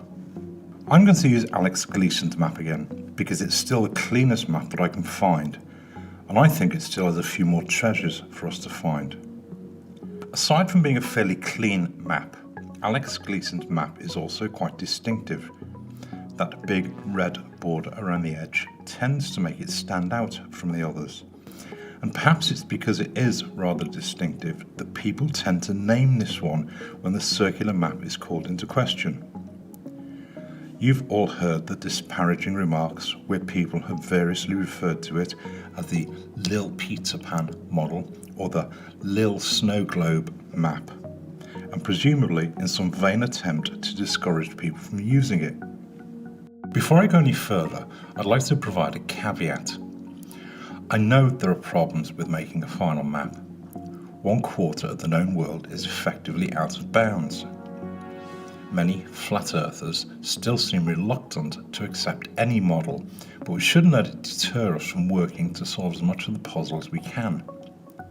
Some people do prefer to have something to work with, and for that reason we look closer. Alex Gleason created his map at the end of the 19th century as the basis for a timekeeping device that he patented. I'll deal with the layout in detail in a moment, but I invite you to pause for a moment and think how many agencies use this layout already. There certainly seems to be something in it. It seems that many of the critics direct their objections at Alex Gleason rather than the layout itself. If anyone still thinks this map is so grossly wrong, I would challenge them to go and bang on the door of the United Nations and ask them why they have a Lil Peter Pan map for so many of their agencies. I recall saying some time ago that some men really do have a thing about size, and as such, do any of us really think any country would have allowed themselves to be portrayed as significantly smaller than they or their neighbours really are?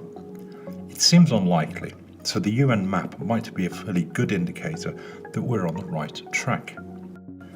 If we take a look at Alex Gleason's map, we can see that it was created as the basis for a timekeeping device that he patented in the 1890s.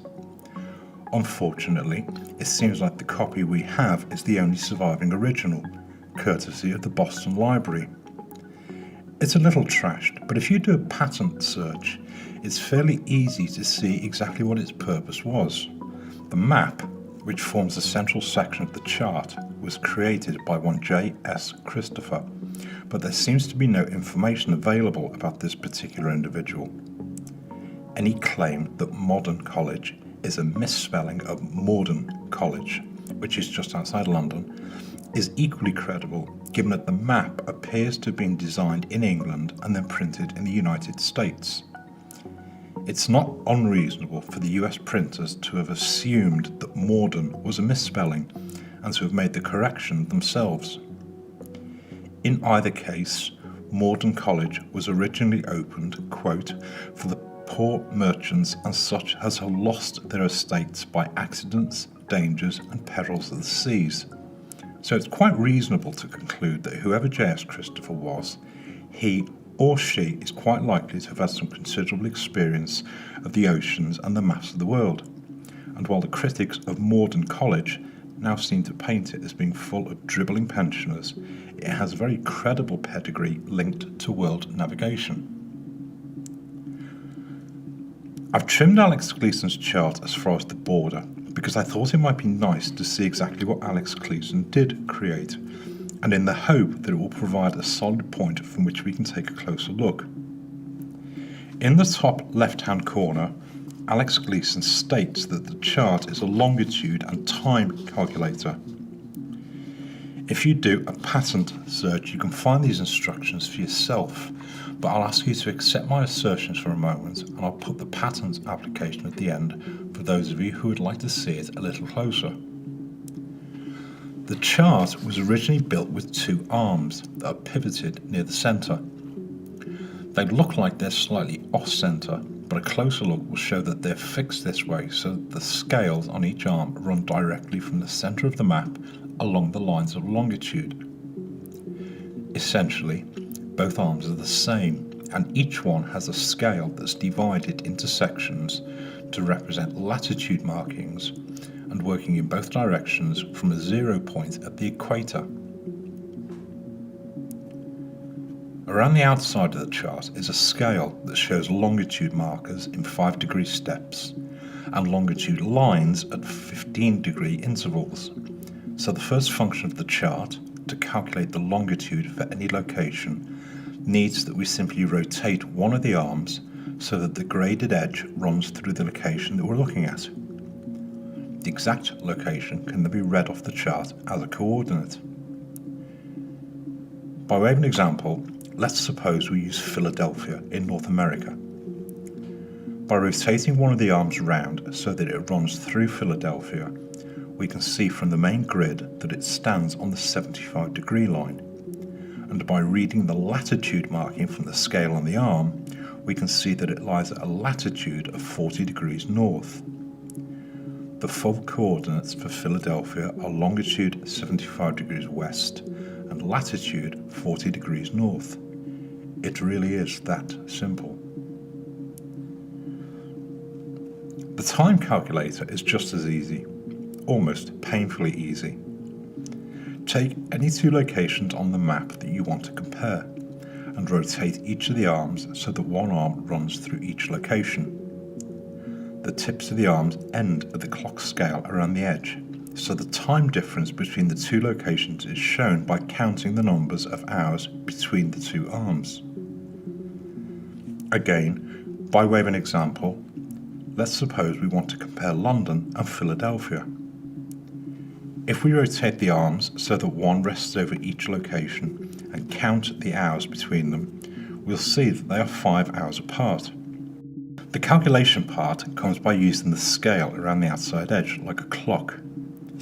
A spring washer keeps the arms the same distance apart, in this case 5 hours. I'll assume that we're in London at 3 p.m. and rotate the arms so that the later arm is moved to 3 p.m. on the clock dial, and the Philadelphia arm will show that the time there is 10 a.m. Remember, some countries use daylight savings time. As complicated as it may have appeared, Alex Gleason's time chart really is that simple.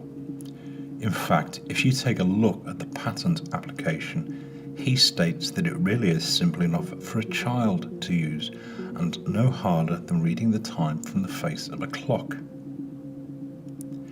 If you take a closer look at the patent application, you'll notice that the accompanying map doesn't have quite as much detail as the poster version that most of us have seen.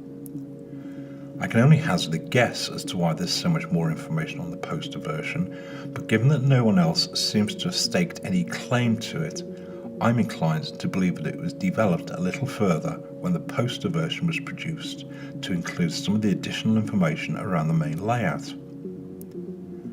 Alex Gleason also seems to have been sufficiently satisfied that the entire layout was his invention to have placed his name at the top and to add the title that it serves as a new standard map of the world. As I said a moment ago, Alex Gleason's map is remarkable largely because it's quite distinctive. It seems that much of the opposition appears to be directed at Alex Gleason rather than the layout itself. So let's see if we can take some of the heat out of it and concentrate on the facts. The best copy that we have has the remains of one of the original arms. A nice touch, but a bit of a distraction for our purposes, so let's get rid of the arm and clean it up a bit. If we trim all the extras away, we can concentrate on the map itself. And if I trace the layout, we can pull the map away, and it's no longer Alex Gleason's map. In fact, it's nobody's map now. All I want to preserve is the layout of the land masses themselves. I'll explain why in a moment. I've also taken the liberty of putting Mount Meru back at the North Pole as an alternative to the blank, empty space that the globe seems to suggest.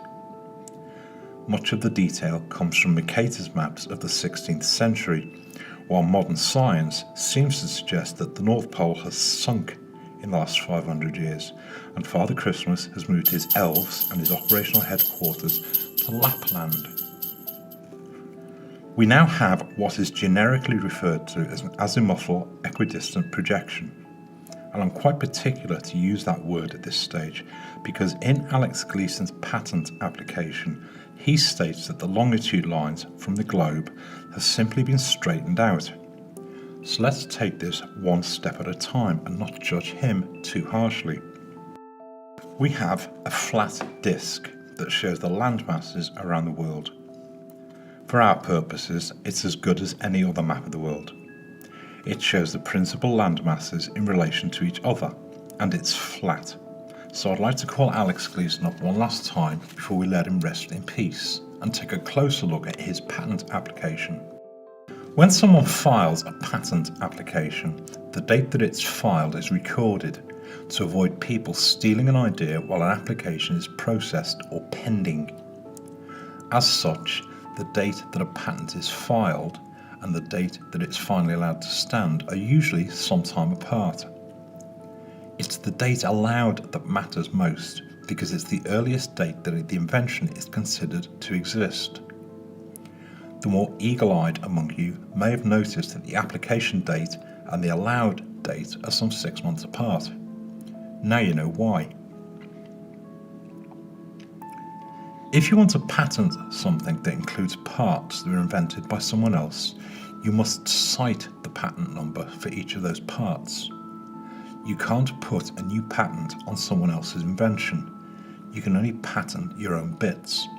When you apply for a patent, your application must cite the patent numbers for any part of your design that was made by someone else. At the bottom of many patent applications, you will see the numbers for those patents that are cited. So let's see if anyone else thinks Alex Gleason's layout is credible. If you run a search on the internet using Alex Gleason's patent number, you'll find that there are 3 patents that use his map, all granted in the 1970s for a device called a Universal Planisphere Complete Guidance and Computer System that was invented by one William A. Eisenhower. A planisphere is a flat map of a spherical surface. A planisphere and a globe both show the same information, except that one of them is flat and the other is spherical. If you believe that the Earth is flat, it's reasonable to accept that a planisphere serves the same purpose as the globe does for those who still think we live on a little ball. That's your decision to make.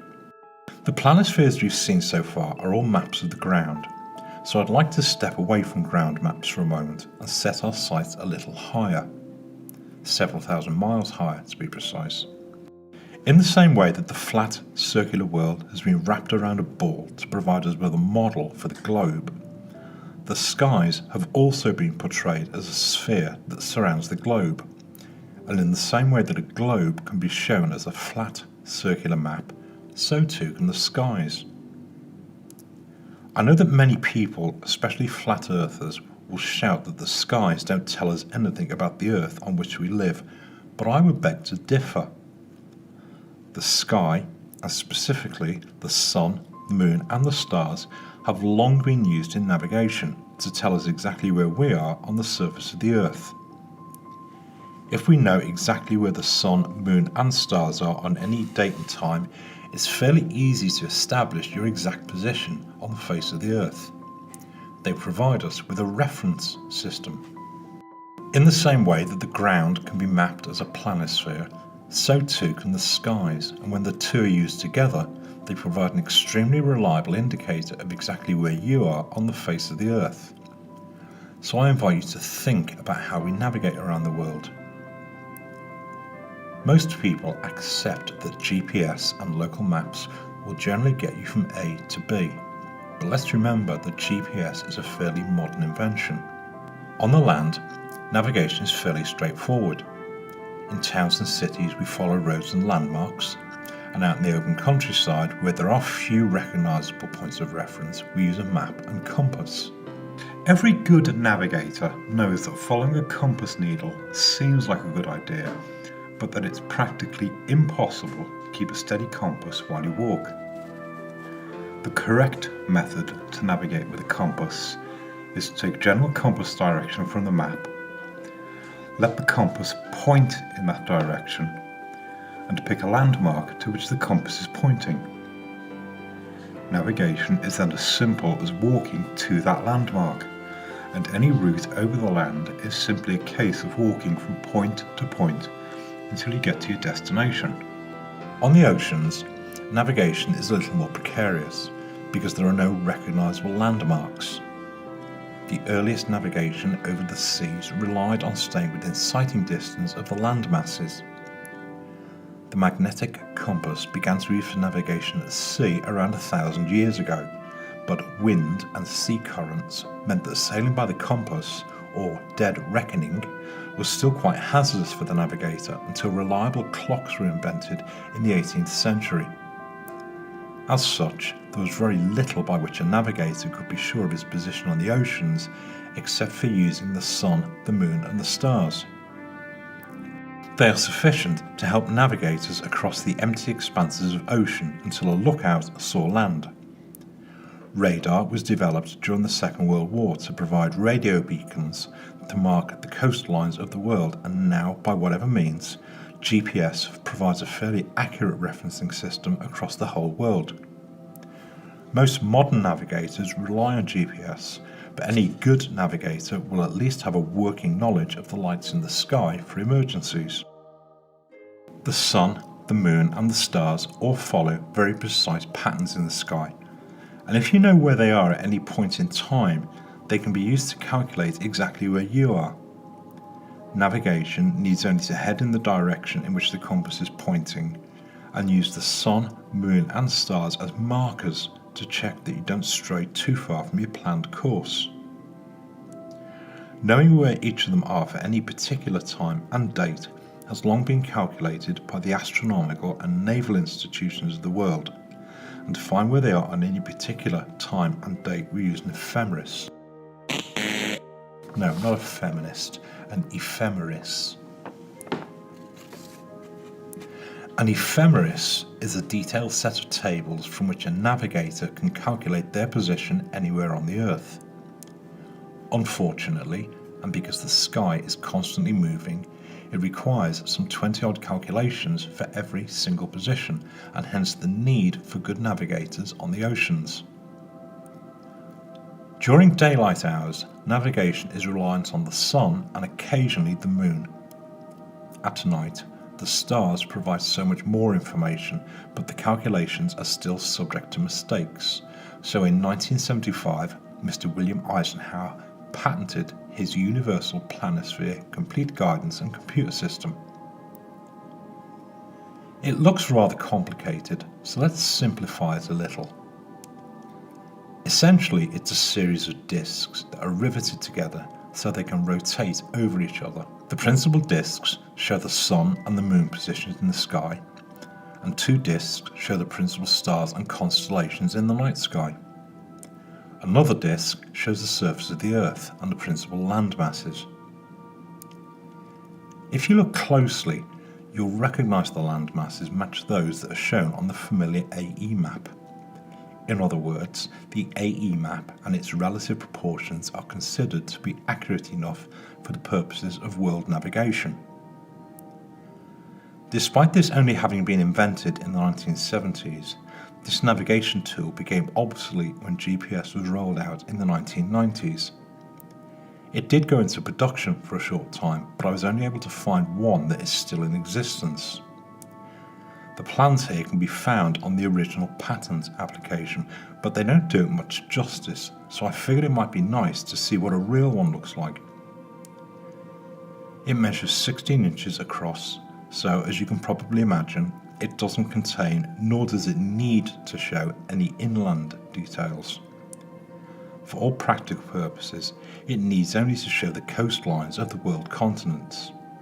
Remember, ships stop when they reach the land. For anyone who takes a moment to look at the patent application, you'll read that it can be used to show which lights in the sky are above which points on the Earth, and conversely, which points on the Earth are below the various lights in the sky. It shows what the sky looks like from the ground. So, in closing, the flat, circular map of the world seems to have a fairly reliable track record for the purposes of navigation around the world when coupled with the lights that we all see in the sky. Given that 1/4 of our world is still effectively out of bounds, this is certainly not an assertion by me that this is what a full map of the world looks like, but it does seem to add one more piece to the puzzle. If you believe that the world is flat, I would suggest that the flat, circular layout provides an accurate indication of how the various continents are placed in relation to each other, but that's your decision to make. The lights in the sky can tell us nothing in themselves of the shape of the Earth, but they certainly do provide us with a reliable reference system. Perhaps the lights in the sky have more to tell us. Thank you for listening.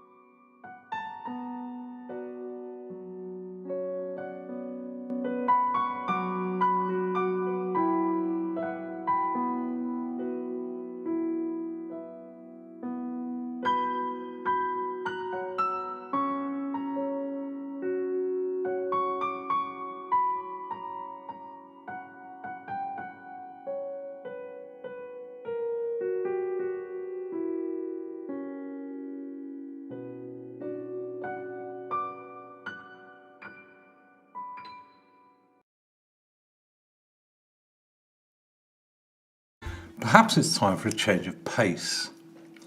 We've taken some time to look at the various maps of the world, and the layout that some of us think might be credible is the circular layout.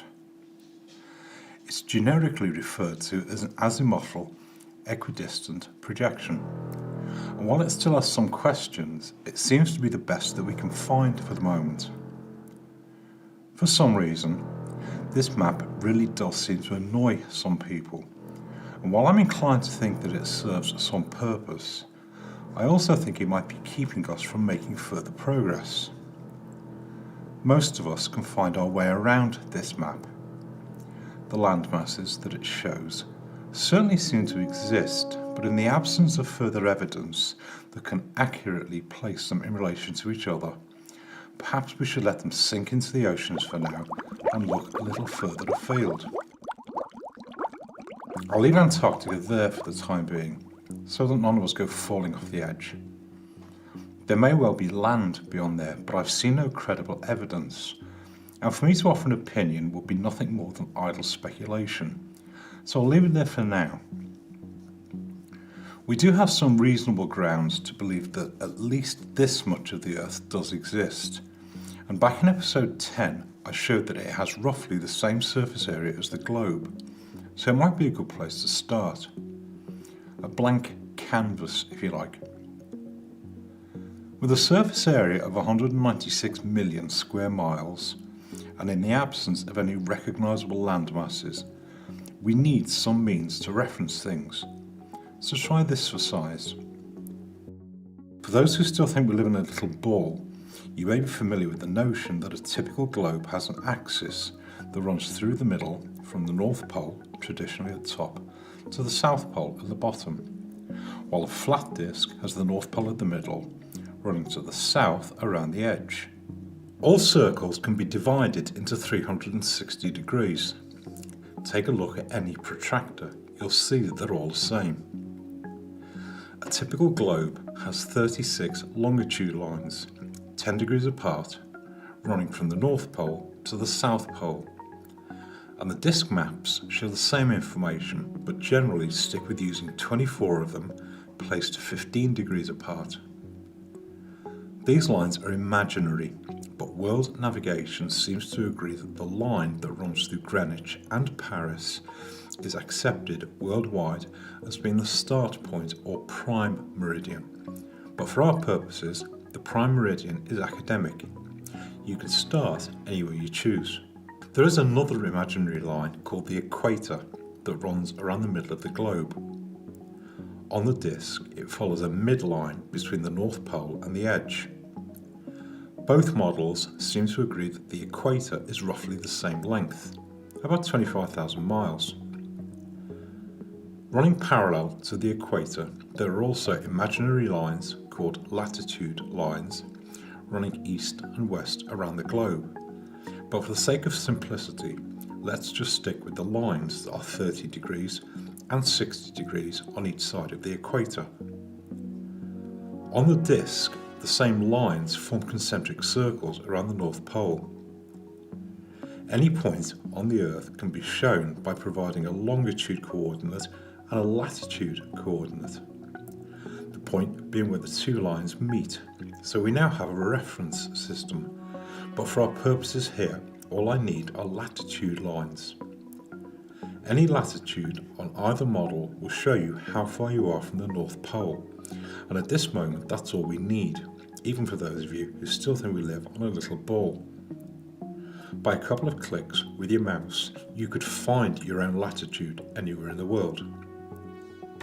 Latitude lines serve as well as a reference because they're a navigation tool based on the lights in the sky. Back in episode 11, I showed that the lights in the sky have been used by navigators for many centuries.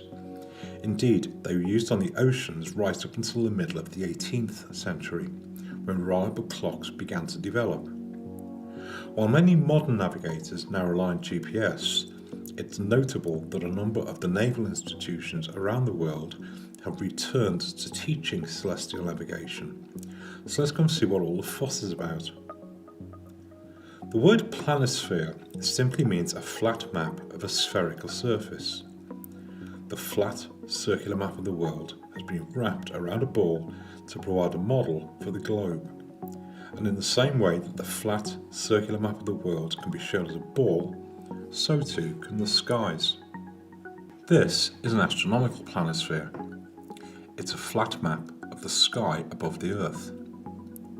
To the casual observer, the lights in the sky are something that most of us take for granted. Barring bad weather and chemtrails, we can see them every night and don't generally pay them much attention.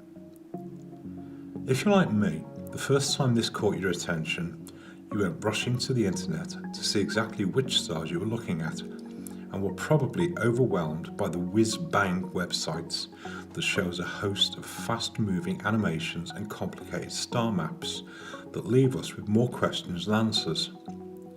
So let's put the brakes on and take a closer look. For most of us, this will be a fairly new subject, so I invite you to listen to my assertions, and I'll put some plans at the end for those of you who'd like to try this for yourselves. I'll show you the plans to make your own planisphere. While the astronomical priests of the world would have us believe that the lights in the sky are some mystical subject from among the dark arts, astronomy is remarkably simple, but not to be confused with astrology that seeks to confer special powers on the lights in the sky that are understood by a chosen few who charge us lots of money to tell you what they mean. Thank you, but we'll stick with what we can see for now. An astronomical planisphere comprises two disks that are riveted together so that one of them rotates over the other. The top disk is transparent to provide a window, called a ground mask, through which you can see part of the sky above. The disk underneath is called a star map or sky map and shows the lights in the sky. The manufacturer of this particular planisphere, Philips, have been producing these things for well over a century, so we can be reasonably content that their information is accurate. Unfortunately, I'm one of those people who has an irresistible urge to find out how things work. So once I got my hands on this thing, my first instinct was to pull it apart. But those nice people at Philips went one better and made a glow-in-the-dark version. It seems like a good idea, but it's not as practical as one might think. The window tends to look rather busy, but it does have one advantage, that I can pull the whole ground mask off and see what's underneath. Cool, eh? With the ground mask removed, you can see most of the sky in one go. But let's not anticipate developments. Any half-decent astronomical planisphere will look like this and contains the same essential elements. The bottom layer, the star map, shows the months of the year around the edge, and inside of that it shows the days of each month. Depending on the manufacturer, some show each day of the month and some show them in 2 or 3 day intervals to keep the layout simple. The difference matters little. Printed on the top layer, the ground mask, are the 24 hours of the solar day and a window that allows you to see parts of the sky through a circular window that shows the limits of your horizon. Although you can't really see it here, there's a faint blue cross at the middle of the circle to show you, the observer, in the middle. I'll mark it here with a red dot to make it a bit clearer. A closer look will show that the cardinal compass directions, north, east, south and west, are also shown, but the more observant among you will notice that they run in the opposite direction to a standard compass rose. That's because it's showing what the sky looks like above your head. The first thing that most people realise is when they see something like this is that the sky is humongous. We only see about 1/4 of the total sky, and ground masks are produced to show the sky at a particular latitude. This one is made to show the sky above the 51-degree latitude line anywhere around the world, but it's sufficient to show the sky for a good 80-degree radius around that point, and shows the sky above Northern Europe, North America and Canada. So let's see what's up there. If you're standing on the Earth anywhere along the 50-degree latitude line and look up, this is the sky above your head. You're the dot in the middle of the ground mask, and this is your horizon. If you look at the times of day around the edge and rotate the time of day to match the date, it will show you the sky immediately above your head. This far north, we can see Polaris at the centre. If we pick January 21st for a moment at 6 p.m, this shows the stars above your head, and as the evening rolls on, and by the hour, you'll see that the sky changes. So I have a question for you. The stars above your head are constantly rotating. So, is it the Earth that's moving or the sky? For many centuries, people accepted that the sky moves above their head, until the 17th century when the theories of Copernicus and Galileo set the whole thing spinning and tossed it into outer space. Many flat earthers seem content to accept that it is the sky that moves, and that the Earth is indeed stationary. So if we keep the ground mask still and let the sky revolve, you'll see that as January the 21st moves along by the hour, the sky rotates above your head.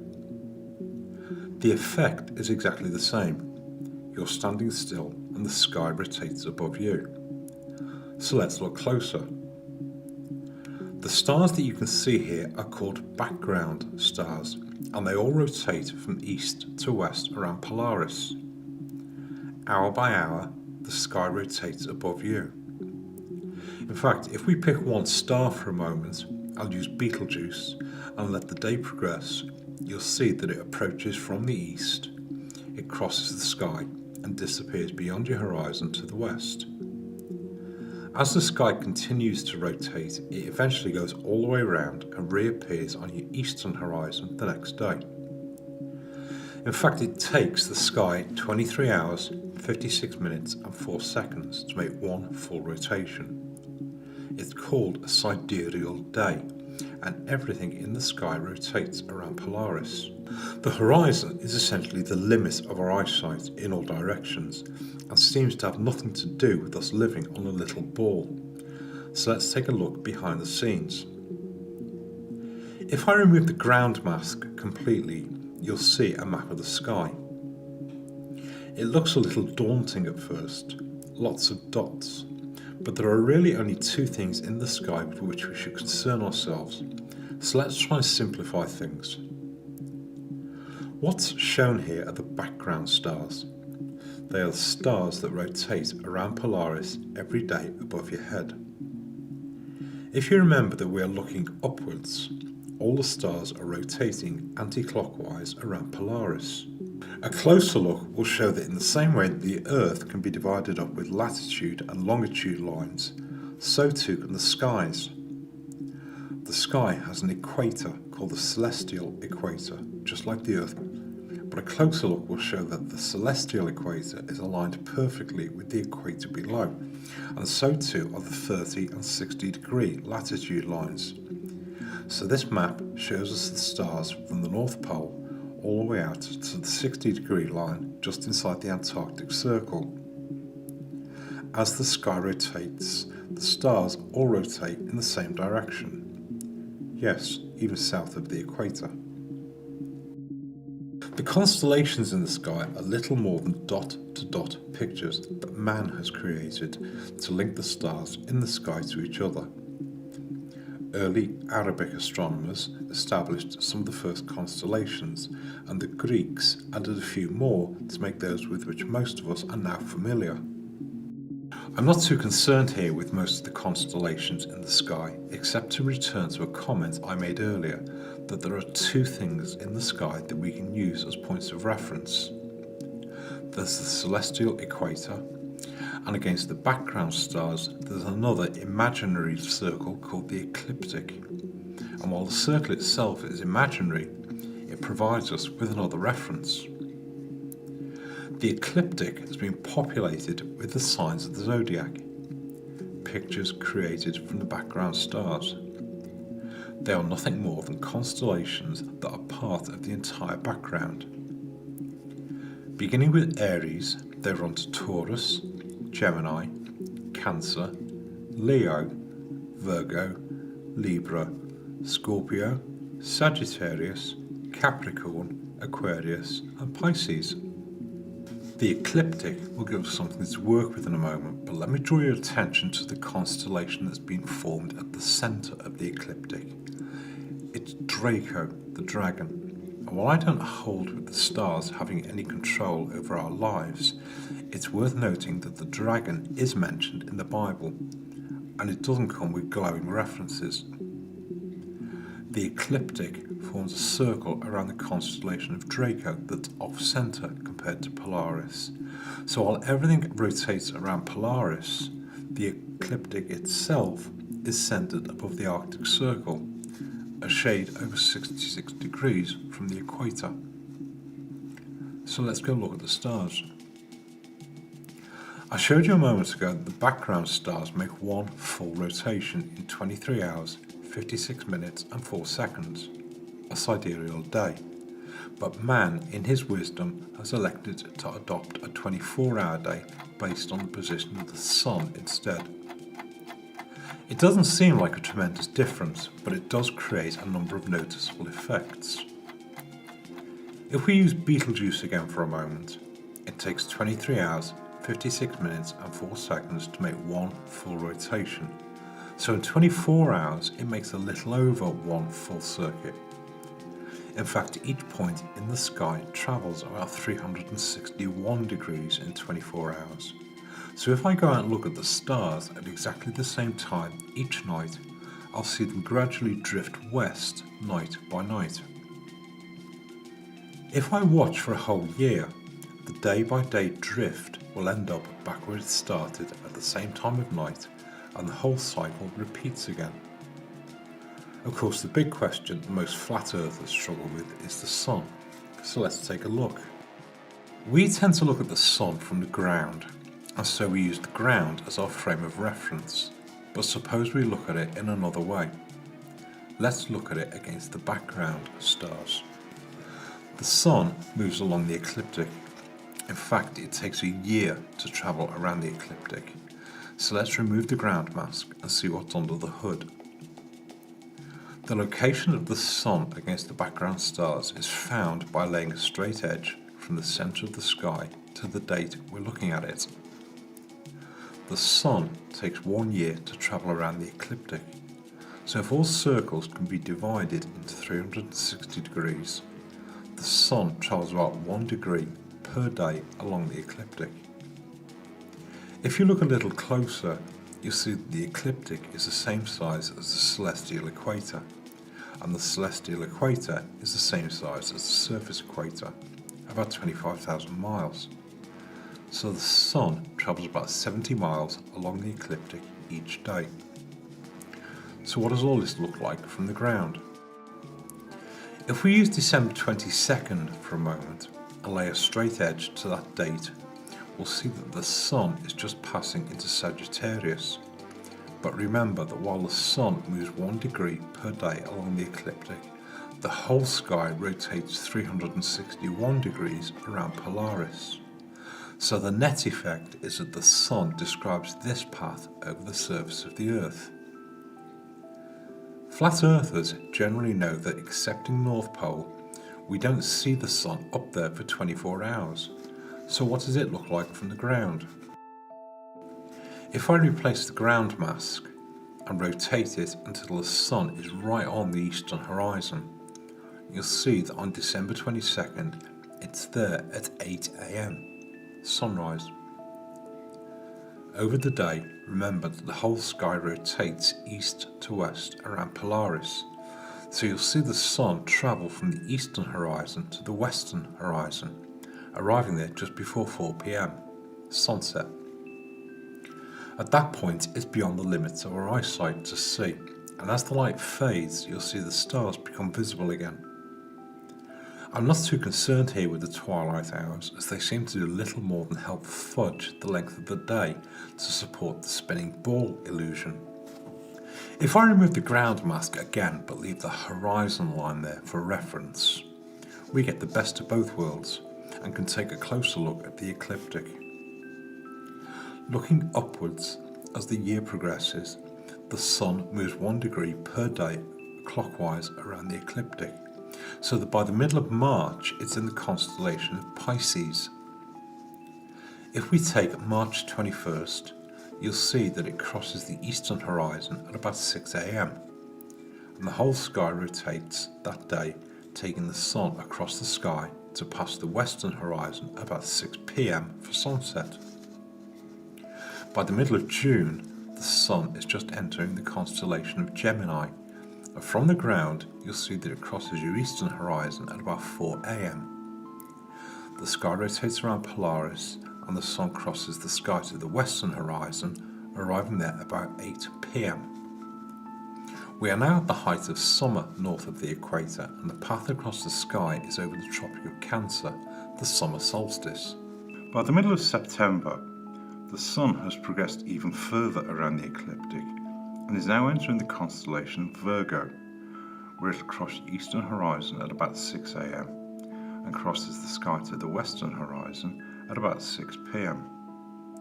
By the end of the year, the Sun is back where it started, heading into the constellation of Sagittarius, with sunrise at 8 AM and passing through the sky above the Tropic of Capricorn. It provides summer again south of the equator. So let's recap the story so far. North of the equator from the middle of winter, the Sun crosses your eastern horizon and takes this path through the sky above the Tropic of Capricorn to your western horizon. In the spring, it crosses your eastern horizon and takes this path through the sky above the equator and sets in the west. By the summer, north of the equator, the Sun crosses your eastern horizon to pass over the Tropic of Cancer during the day, before setting at the western horizon. It then continues to head away from Polaris through the autumn equinox, and finally by the middle of the northern winter, it's back where it started and rises above the Tropic of Capricorn, 1 year from where we began. It seems like a fairly credible reason for the change of seasons during the year, so I'd like to add 1 or 2 extras to this for people to think on until next time.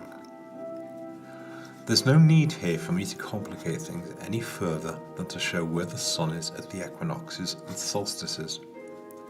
I'm sure you're now able to work out where the Sun is as it passes from one to the next as the year progresses, so I'd like to take one more look behind the scenes before I close. One subject of much argument among flat earthers is the notion that the Sun needs to somehow speed up over the Tropic of Capricorn. I would suggest that there's no need for it to do so. The Sun travels around the ecliptic at a steady speed of about 1 degree, about 70 miles per day. Additionally, the whole sky rotates once in 23 hours, 56 minutes and 4 seconds. The fact that the Sun appears to cover a longer path over the Tropic of Capricorn is nothing more than a consequence of us measuring its path by ground speed. Its speed in the sky looks pretty constant from here.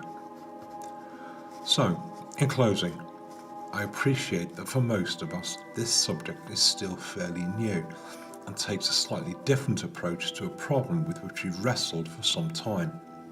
As such, it's probably a good place to finish for the moment and provide people with some time to digest these things before we move on to take a closer look at the Moon and the wandering stars that we colloquially call the planets. And finally, I'd like to provide a caveat. An astronomical planisphere is an observation tool. I have no doubt that the people who make these things think we live on a little ball, but I think the Earth is flat, and this thing seems to show me exactly what I can see in the sky. So let me preempt the naysayers who will say that planispheres for the southern hemisphere show something different. Let me counter it only with an assertion that they appear to show exactly the same thing. We appear to be looking at the same sky with the same stars going in the same direction. But that's your decision to make. You'll recall that at the start of this episode, I said that I'd show you the plans for a planisphere so that you could make one for yourselves and take a closer look. The Canadian National Research Council have produced a Northern Hemisphere planisphere for anyone to download and make. If you go to their website, there's a link to a PDF that you can print out on 2 sheets of paper and make a planisphere for yourself. I'll put the link in the description box below. When you print the document, it will give you 2 pages that look like this. Cut out the circular star map and cut out the frame for the ground mask. You'll also need to cut out the circle inside the horizon to create the ground mask itself. Once they're cut out, fold the flaps along the dotted lines and slide the star map into the frame. I found it made things easier to then tape the whole thing by the edges to a sheet of card that allowed me to hold the card while I rotate the star map. There, you're ready to go. On the basis that you can only see the stars at night, this particular model shows the hours between 6 PM and 6 AM, but it's a good place to start and take a look at the sky for yourself. Simply align the date with the time of day and it will show you which constellations are above you. Remember, you're standing at the centre of the ground mask. As the evening progresses, you'll see all the stars rotating from east to west across the sky, and it'll give you a feel for what's going on up there. Next time, we'll take another look at the Sun, and we'll also take a look at the Moon and the wandering stars. In the meantime, take a look for yourself.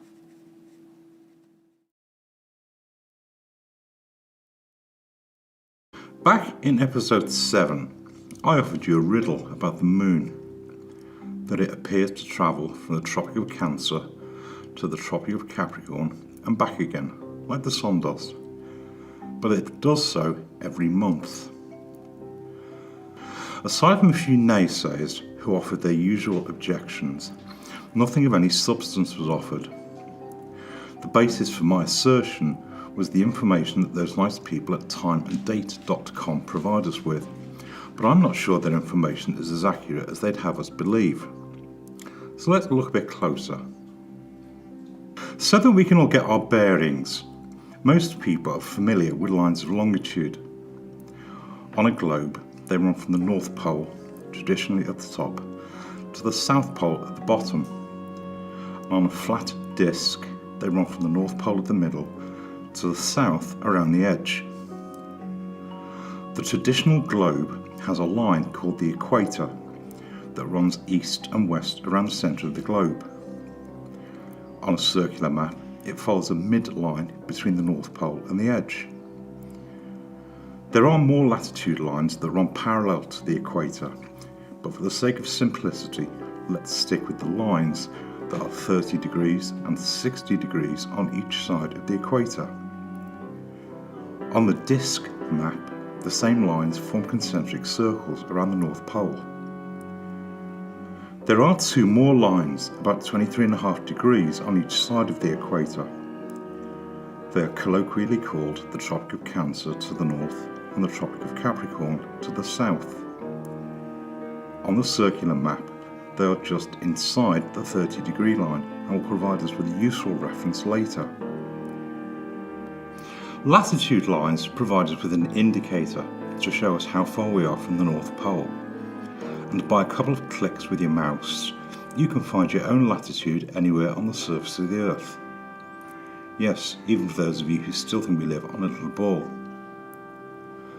For our purposes here, we can dispense with the lines of longitude. The lines of latitude provide us with all the information that we need for the moment. Back in episode 12, I explained that a planisphere is a flat map of a spherical surface. The flat, circular map of the world has been wrapped around a ball to provide a model for the globe.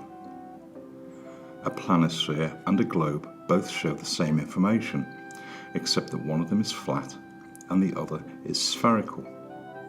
In the same way that the surface of the Earth can be modelled as a globe, so too can the skies.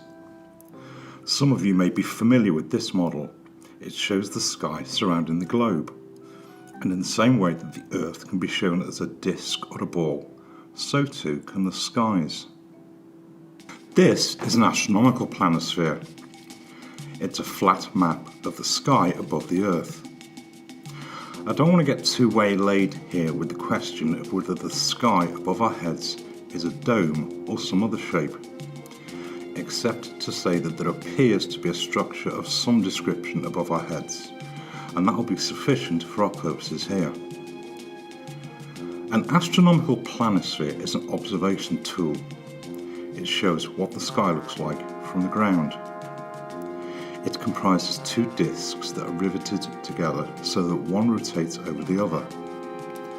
Any half-decent astronomical planisphere will have the same essential elements. The top disk is transparent and has a window called a ground mask to show the limits of your horizon and through which you can see part of the sky above. Although you can't really see it here, there's a faint blue cross at the centre of the window to show you, the observer, in the middle. I'll mark it here with a red dot to make it a bit clearer.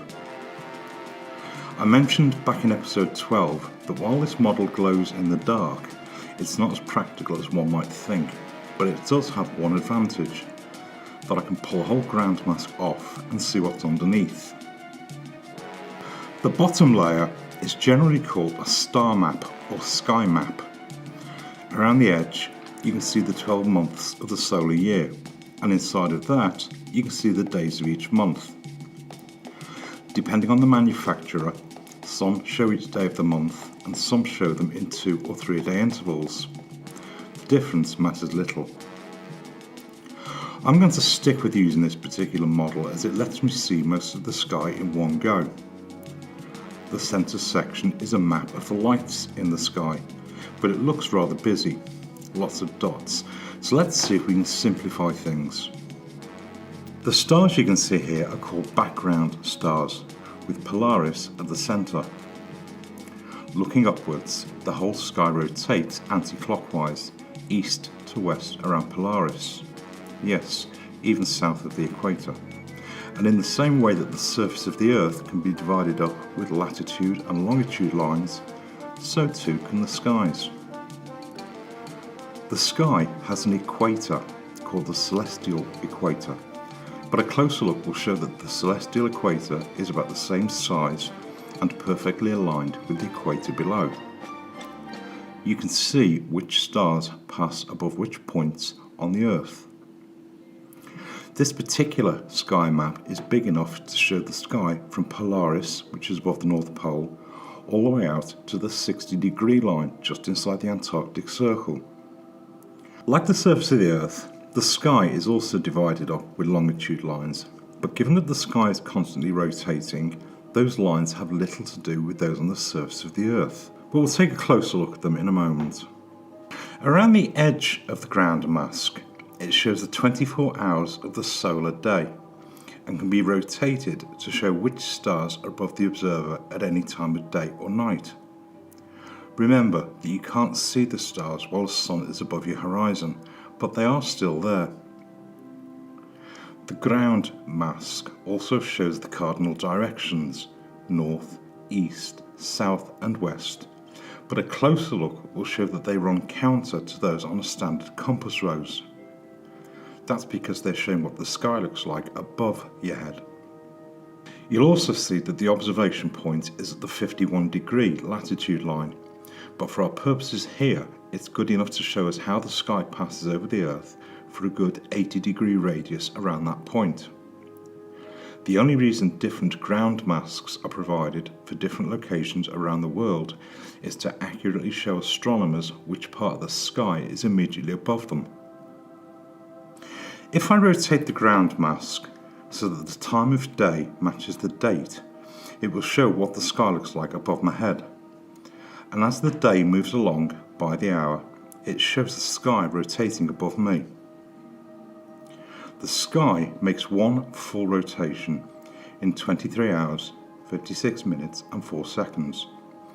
It's called a sidereal day, but since man has decided to use a 24-hour day based on the movement of the sun, the sky makes a little over one full rotation each day. In fact, each point in the sky travels about 361 degrees in 24 hours.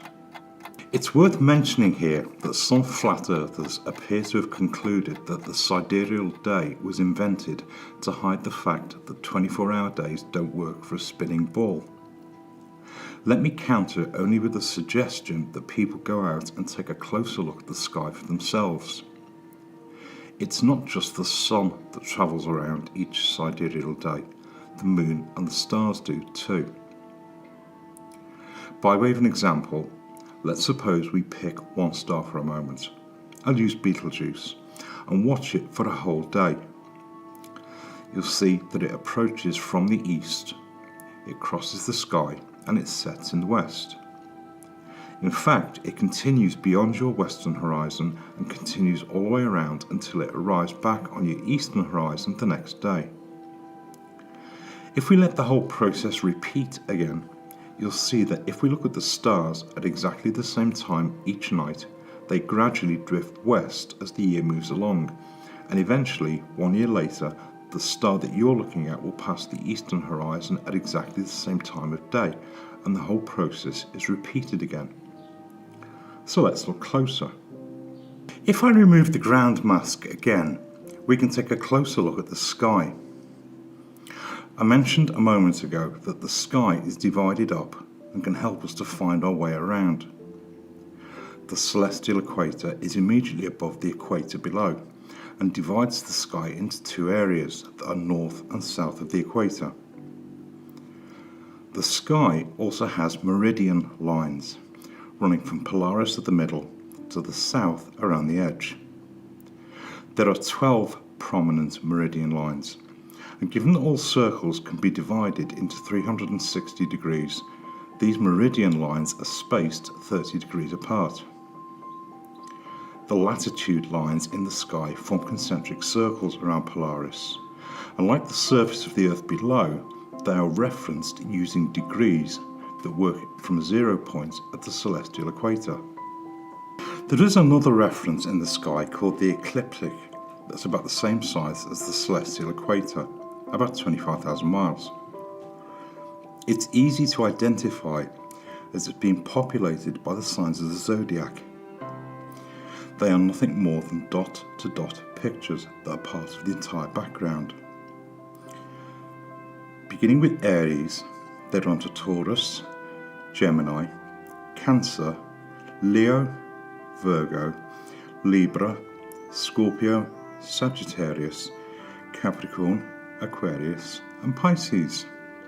If I bring up the meridian lines, you can see that the sky is divided into 12 sections and there is one zodiac sign for each section. It's useful as it gives us a better idea of where to find things.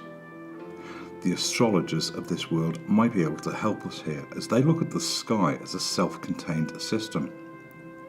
Each of the 12 sections are called houses, and each one is named for its dominant zodiac sign.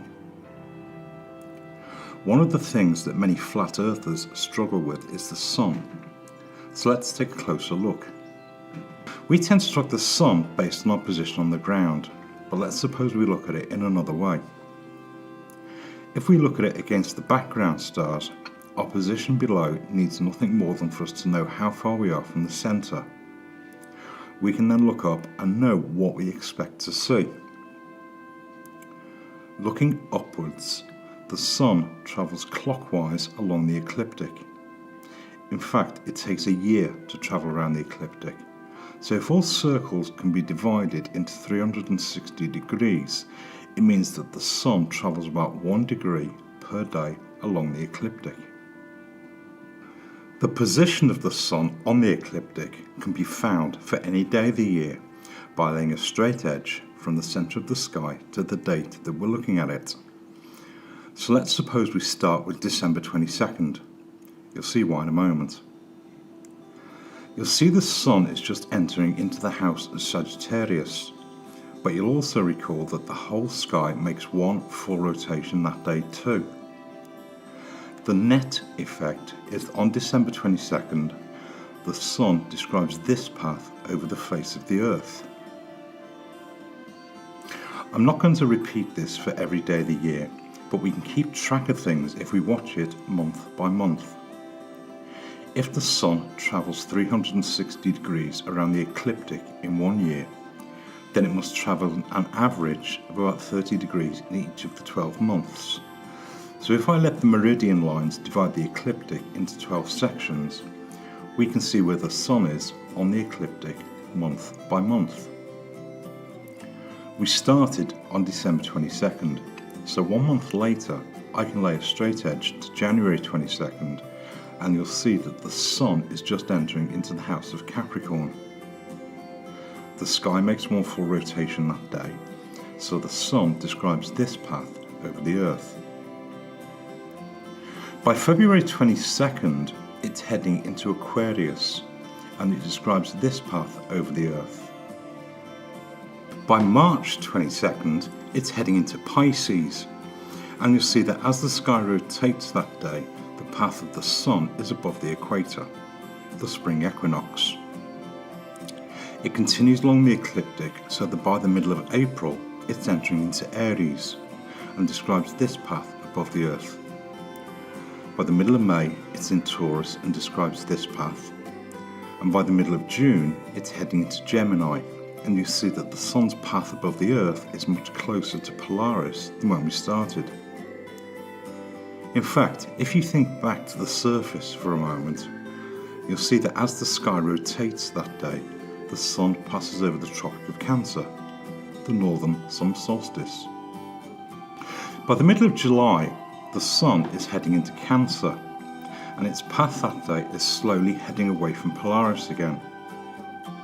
By the middle of August, it's heading into Leo, and by mid-September, it's heading into Virgo, and its path that day has returned to passing over the equator again, the autumn equinox. By the middle of October, the sun is heading into Libra, and its path over the earth has now moved south of the equator. By the middle of November, it's heading into Scorpio, and by the middle of December, it's heading back into Sagittarius, and its path that day is travelling over the Tropic of Capricorn, 1 year from where we began. In a nutshell, that's the journey that the sun makes over the earth by the space of 1 year. If I retrace the 12 daily paths that we just saw, starting in mid-December, you'll see that the path of the sun moves progressively from the Tropic of Capricorn to the Tropic of Cancer in June, and then returns in the opposite direction until it reaches the Tropic of Capricorn again 1 year later. If you watch the path of the Sun around the ecliptic, you can see how it travels between the tropics over the space of the year. The daily movement along the ecliptic is too slow for us to notice, but the daily rotation of the sky around Polaris is sufficient for us to observe if we take a little time and have the patience to watch. We've only looked at this by 30-day intervals, but it's been sufficient for us to see how the sky is moving day by day. We used the 12 houses of the zodiac. Each one spans 30 degrees in the sky to cover a total of 360 degrees over the year.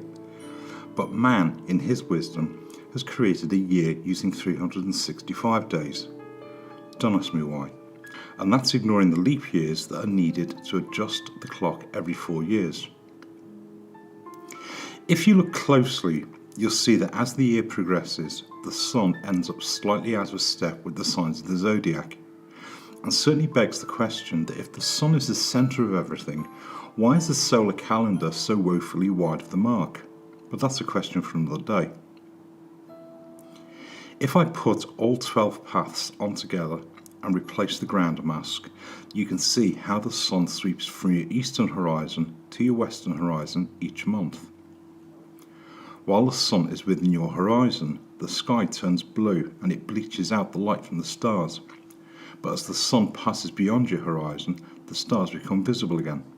Simple, really. So you've now seen how the Sun travels along the ecliptic.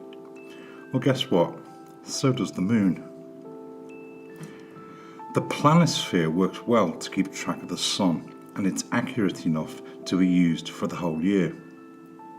The dates around the edge are provided for a 366-day leap year, but that one extra day is negligible for the purposes of following the Sun and the stars. But one can't help wondering why they don't make one of these things to track the Moon too. The Moon travels around the ecliptic in the same way as the Sun, but with a difference.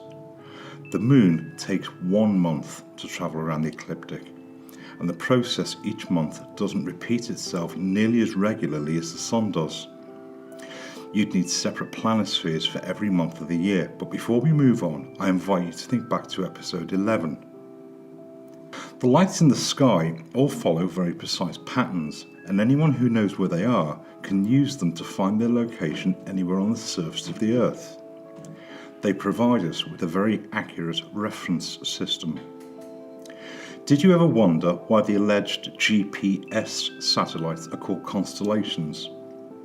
The lights in the sky have been used for many centuries by navigators to plot their positions, especially on the open oceans where there are very few points of reference. The naval institutions and the astrological priests of the world have long kept track of the lights in the sky, and if you cross their palm with silver, they'll even tell you where they are. To find the location of the lights in the sky for any time and date, we use a book called an ephemeris. An ephemeris is a book that shows the positions of the lights in the sky for each day of the year. But since the lights in the sky are constantly moving, a new ephemeris needs to be published every year. The first time this caught my attention was because the front cover tells me that in addition to the Sun and the Moon, it also shows the position of the wandering stars that we colloquially call the planets. The book itself comprises pages and pages of numbers, but once the initial shock has subsided, it's really quite straightforward. So I invite you to listen to my assertions, and I'll put a sheet at the end for those of you who'd like to take a closer look. An ephemeris is a geocentric catalogue that shows where the various lights are seen in the sky for every day of the year. For our purposes here, the positions of the Moon are all we need for the time being, but there may be a few surprises for us to find. Let's see where it goes. An ephemeris is published every year. Raphael's ephemeris was first published at the end of the 18th century and seems to have a consistent track record for accuracy amongst astronomers. To keep this relatively straightforward, I'll ask you to keep in mind how the sun moves between the tropics and we can build from there. I mentioned a moment ago that the sky is divided into 12 equal sections, 30 degrees wide, and that each one is named for its zodiac sign. You'll also recall that the sky makes one full rotation in 23 hours, 56 minutes and 4 seconds. This is the ephemeris for March 2015. It looks rather complicated, so let's see if we can simplify things. Down the left hand side you can see the days of the month using the solar calendar, and the next column shows the corresponding days of the week. The position of the lights in the sky each day are given for midday at Greenwich in London. The next column shows the corresponding sidereal time compared to Greenwich, but it doesn't really concern us here for the moment. The next two columns have a little symbol at the top, a circle with a dot in the middle. It's the standard astronomical symbol for the sun, but we've already seen the sun using the planisphere, so we can skip it for the moment. Like the sun, the moon also travels around the ecliptic, but it does so in 1 month.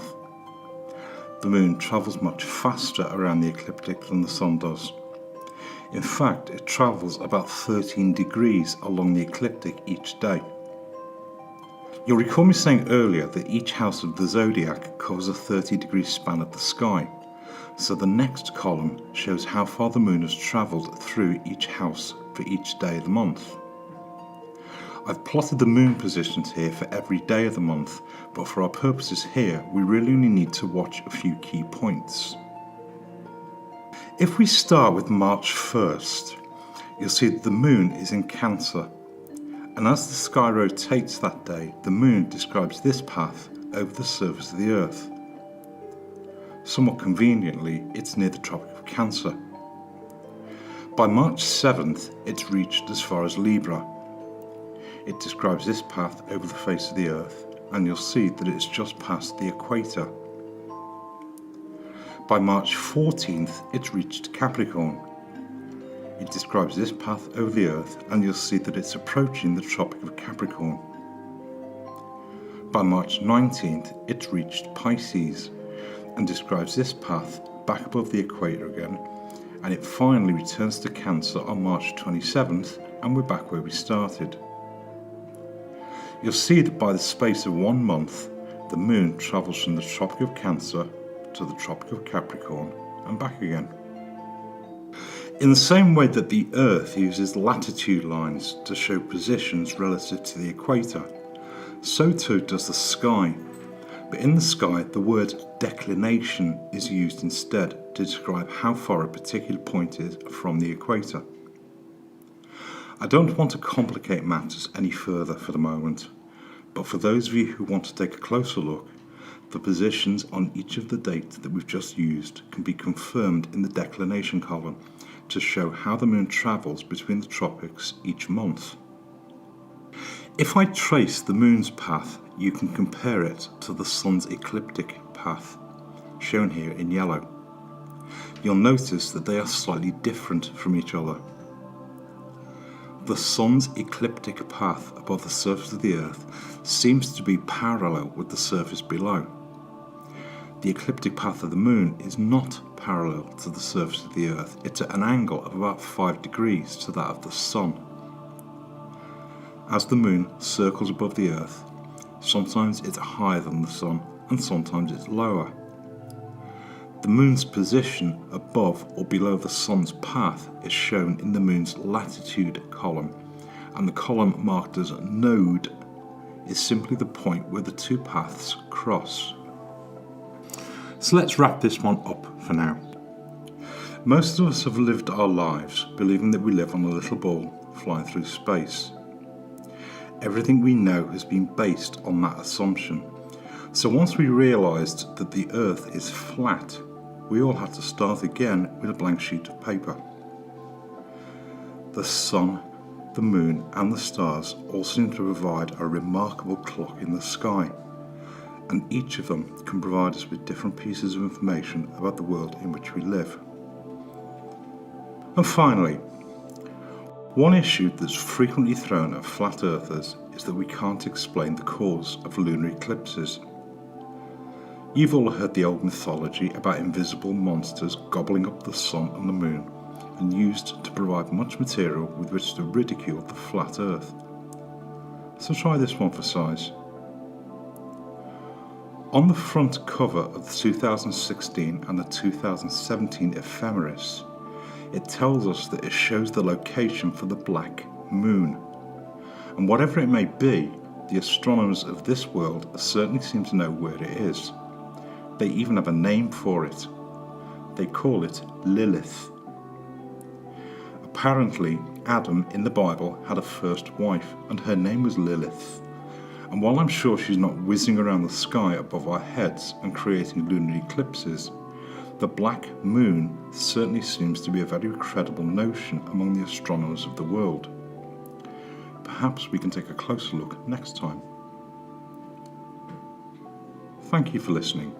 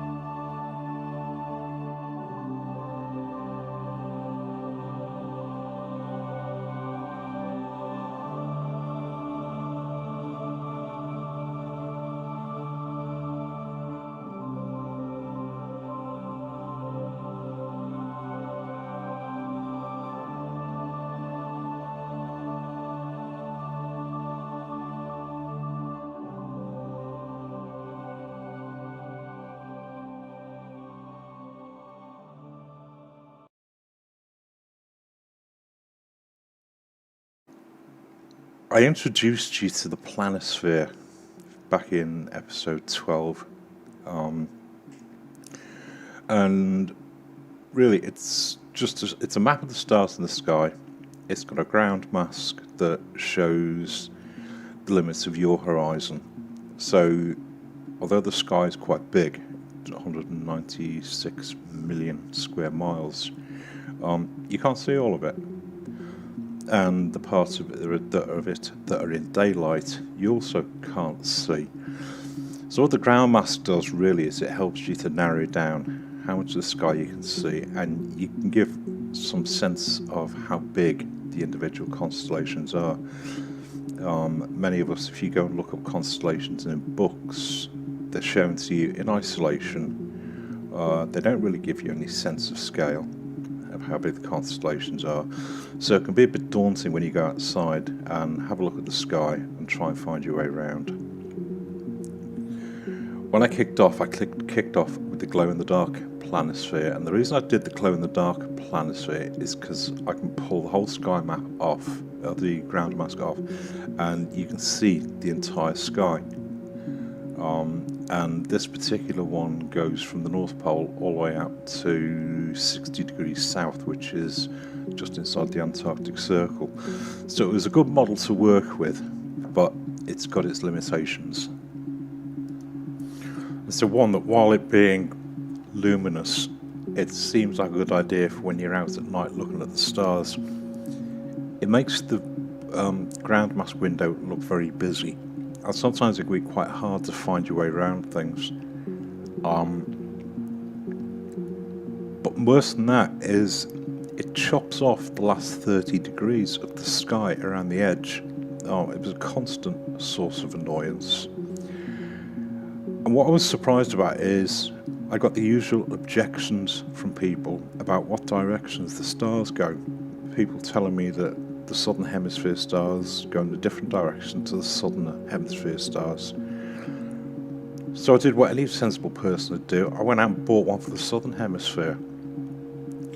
So what you've got here is two planispheres, one for the northern hemisphere and one for the southern hemisphere. And I did actually put these up the first time I introduced them, and kind of hoped that people would look when I said that we seem to be looking at the same sky. On first glance, they look fairly innocuous. They look like they're both showing one side of a ball. One's showing the top, the other one is showing the bottom. Look at the window and the ground mask. One of the more noticeable things is that the window for the southern hemisphere is much bigger than the window for the northern hemisphere. It claims to cover the same sized area. So unless people in the southern hemisphere have a magical sight and they can see, I worked it out about 1,200 miles, they can see 1,200 miles further than people in the northern hemisphere, there's something wrong with this. But if you look a bit closer, you'll also notice that the months on the northern hemisphere, the one on the left, the months on the northern hemisphere go clockwise around the year. The ones on the southern hemisphere go anti-clockwise. So if I take any date and stars at midnight, as the night goes along by the hour, you're going to see the northern hemisphere stars will go anti-clockwise for this, and the southern hemisphere will go clockwise. But take a closer look.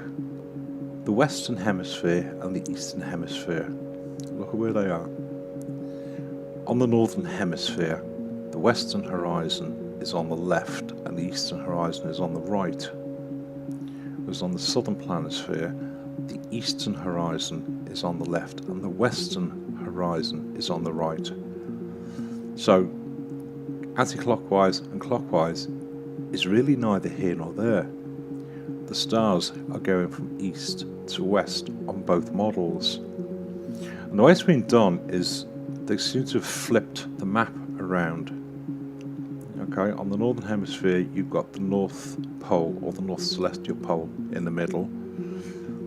On the southern hemisphere you've got the perceived South Celestial Pole in the middle. Well, of course the stars are going to go in the opposite direction. You're looking in the opposite direction.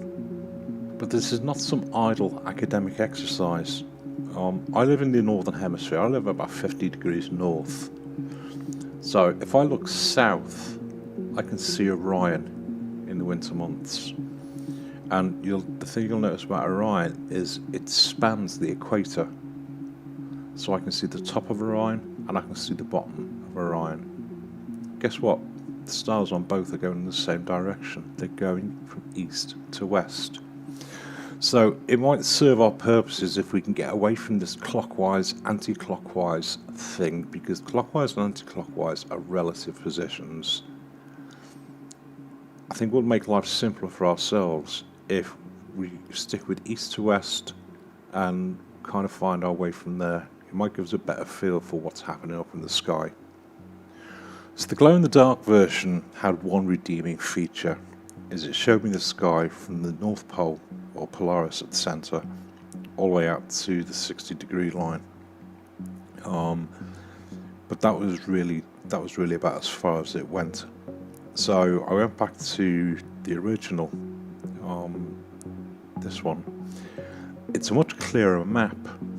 It's not as bunched up in the information. You don't get everything trying to leap out at you at once. But some of you may recall me saying when I first got onto this that I have an annoying habit of wanting to know how things work. So here you go, a busted planisphere. For one reason and one reason only, I get to see the sky map that's underneath, and I get to see the whole sky map in one go. And in the same way that I busted open the northern hemisphere one, I did the same thing for the southern hemisphere. So I've now got two sky maps, one for the northern hemisphere, one for the southern hemisphere, showing me the whole sky as it's seen from different parts of the world. I don't want to get too bogged down in whether the sky above our heads is a dome or a disc or whatever shape that it is, other than to say that there appears to be a surface of some description up there to which the stars are attached or in which the stars are suspended. It's really neither here nor there. The fact is, there is a sky up there and there are stars in the sky. What it allowed me to do is it meant I could then take the Northern Hemisphere star map, and using all the stars from the Southern Hemisphere star map, I could plot the stars for that last 30 degrees around the edge. So I'd end up with a sky map that showed the whole sky in one go. And this is what it looks like. There's deliberately no labels on it, because I wanted to keep it as simple as possible. Around the edge, you got the months of the year that I'm not going to use at the moment. They'll be more useful later when I put the ground masks on, but I'll explain those in a little while. It's really simple enough that once you can recognise one or two constellations, you can start to find your way around the sky. Anybody in the Northern Hemisphere, the most common one you'll have heard of is probably this one. It's the Little Dipper. The Little Dipper is useful because it shows us where Polaris is, and this is Polaris right at the centre. Some of you may be familiar with the Big Dipper, which is kind of here. The Big Dipper is actually the back end of the Great Bear, and this is, I don't want to make this into an astronomy lesson, but just if you just have a glance around, you might recognise the shapes of one or two of the constellations. Stars are classified based on brightness, and they start at number 0, and the numbers go up while the dimness goes down. So generally the brightest stars in the sky were category 0 or category 0, and then category 1 was a little bit dimmer, category 2 was dimmer than that, category 3 and so on.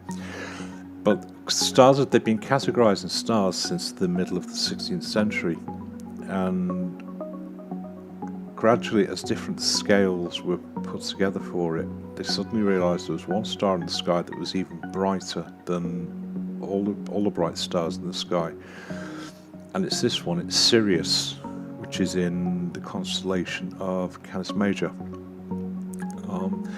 So they had to, rather than change the whole scale, they had to categorise Sirius as a -1 magnitude. Now, the only reason I'm talking about magnitudes of the stars here is because standard astronomical notation is the brighter the star, the bigger the blob.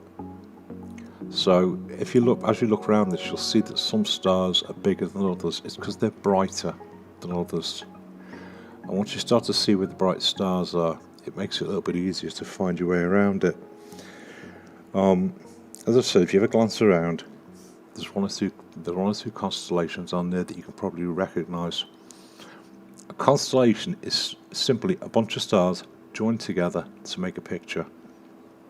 The one that makes people in the Northern Hemisphere probably recognise is this one. It's Orion, and you'll have seen this in mythology books, and you've seen it in kind of junior level Welcome to the Stars type books. He stands with his head to the north and his feet to the south. You've got his two shoulders, and you can see his arm above his head, although he hasn't actually got a head. And then you've got Rigel and Saiph are the two stars that form his feet. And the thing that most people recognise is Orion's belt, which is these three stars. And underneath those three stars, hanging down below his belt, you've got three tiny little stars that represent his, well, that's not mentioned really. And the other constellation that we hear much ado about is this one up here. It's Crux. That's Crux. 4 stars. The brightest one is the brightest one's actually called Mimosa. That's what people in the southern hemisphere generally watch, and a lot of the legends are made up about the crossing the sky and settling in the winter and all that sort of stuff. We did a little bit about precession when we were talking about the sun and how it travels between the tropics, and then we also did when we did the moon as well. The stars precess in the same way. The constellations, I've divided them up. There are 88 constellations in the sky. The ones in green are the ones that are generally called the Northern Hemisphere constellations. You've got the blue ones, which are the zodiac signs. If you've watched anything of what I've done so far, you'll have mentioned those a couple of times. The ones that are in yellow are the Southern Hemisphere constellations. And the ones in red are also Southern Hemisphere, but they're the ones that are on the last 30 degrees of the sky. So what it means is I've got a sky map now that shows the whole sky in one go. But you'll notice that the constellations around the edge seem to be a little bit bigger than those that are towards the middle. I can only hazard a guess at why they're like that. What it's effectively giving us is an AE map of the sky. And this map sits directly above the circular map of the world below. I don't want to get too bogged down in what the map of the ground looks like, because we can't quite decide that between us. But for now, what I've got now is a map that shows the sky, and I'll do the ground masks. You'll be able to see which parts of the sky you can see. If you go out and try and find a planisphere that covers the whole sky, it doesn't seem to exist. What you'll find is planispheres for different locations based on latitude, and the ground masks will show you how much of the sky you can see. Now, how much of the sky we can see is really based on our eyesight. The brighter the stars are, the further away they are that we can see them. But it actually provides a fairly small circle on the sky that you can see the stars and recognise constellations. Once I started looking at this and realised that the ground masks for the Northern Hemisphere and the Southern Hemisphere were completely different, and the available visibility seems to be grossly exaggerated for the Southern Hemisphere. What I did to go with this star map is I produced 3 ground masks. I've done one for 50 degrees north, I've done one for the equator, and I've done one for 35 degrees south. So I can lay any of the 3 ground masks over the sky, and it will show me which constellations I can see as the sky clicks on hour by hour. If you go out and look for planispheres, as I've said, they're hard to find, especially around the equator. I managed to find one made by a manufacturer called Rob Walrecht. I found it on Amazon that it claims to be an equatorial planisphere. It's notable for a couple of reasons. One, they had really bad feedback for their delivery, and it doesn't seem to have been resolved. But the only alternative that you'll find for an equatorial planisphere is there's one made for, it seems to be aimed at, it's a Spanish manufacturer, I think. And the way they've dealt with it is they've split the planisphere into what I effectively had with 2 separate discs. And the problem with doing it that way around is you have to look one direction for looking at the stars in the north, and you have to look in the opposite direction for the stars in the south.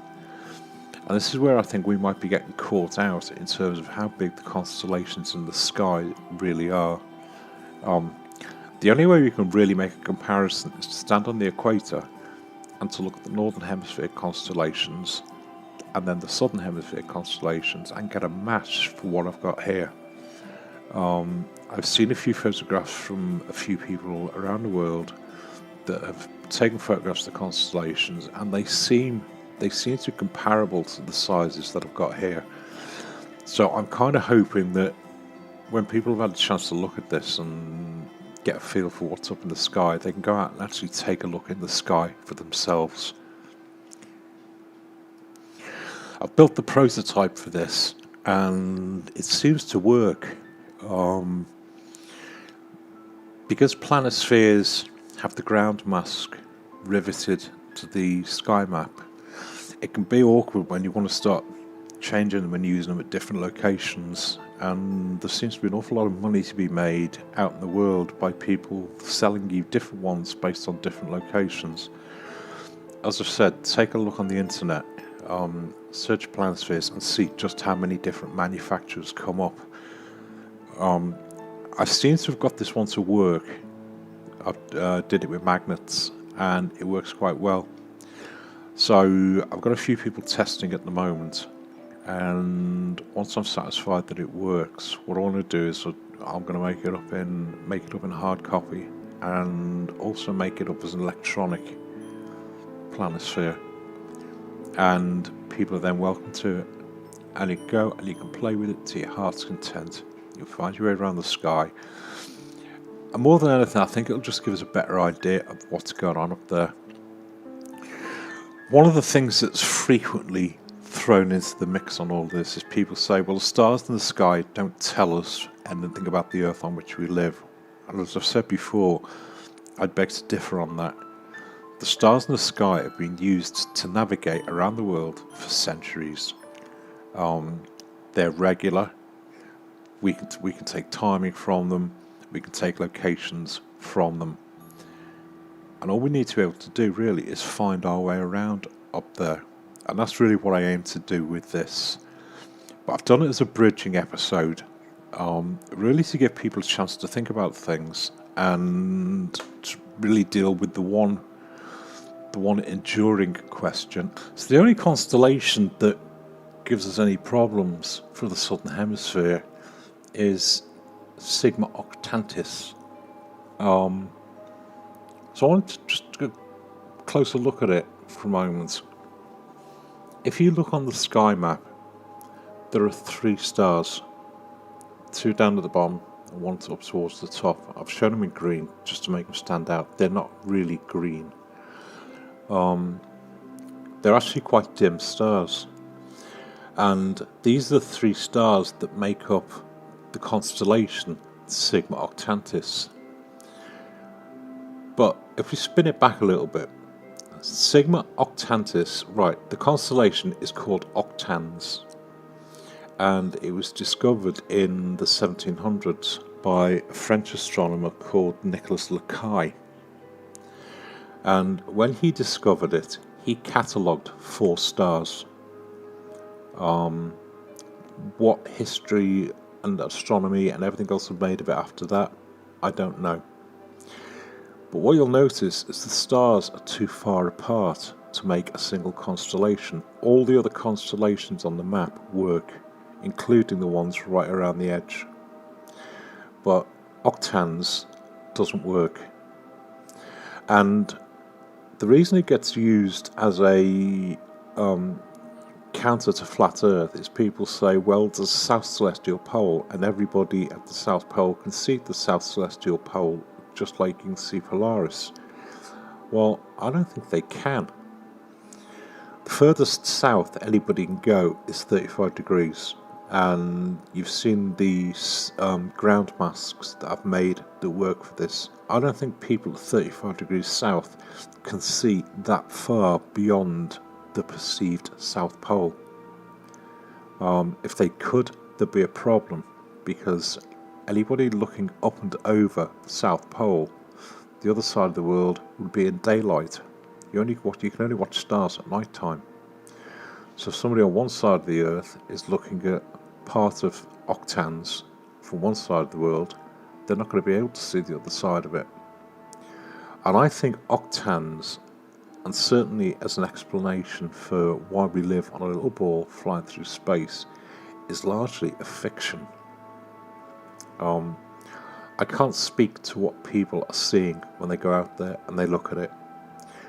At best, I would suggest that people can see 2 stars that are part of octans, and at any time there's always going to be at least one of them is not visible. So all these marvellously taken, colour corrected, high definition, time-lapse photographs and pictures that people put up to say, here we are, this proves the South Celestial Pole, I don't think they mean anything, because they don't give us any indication of what they're looking at. As far as I'm concerned, they are blurry photographs. If somebody wants to prove that there is a South Celestial Pole, they should be able to see those 3 stars all pulled together south of the South Pole. I think the only place that you'd be able to see this constellation spinning, if indeed it existed, would be for them to be down at the Antarctic, and I don't think anybody is going there anytime soon. So there you have it, a full map of the sky. As I said a moment ago, this is not an astronomy class. There's not a test at the end of it. What you do with it is entirely up to you. I know the stars don't prove the Earth on which we live, or the shape of the Earth on which we live, but they certainly do allow us, and have allowed us for centuries, to navigate our way around. So at the beginning, this is a bridging episode. So what I'd really like to see now is people just have a look at this, see what they think, see if they can formulate some better questions for us to be asking the people who still think we live on a little ball flying through space. And after that, we can go from there. Thank you for listening.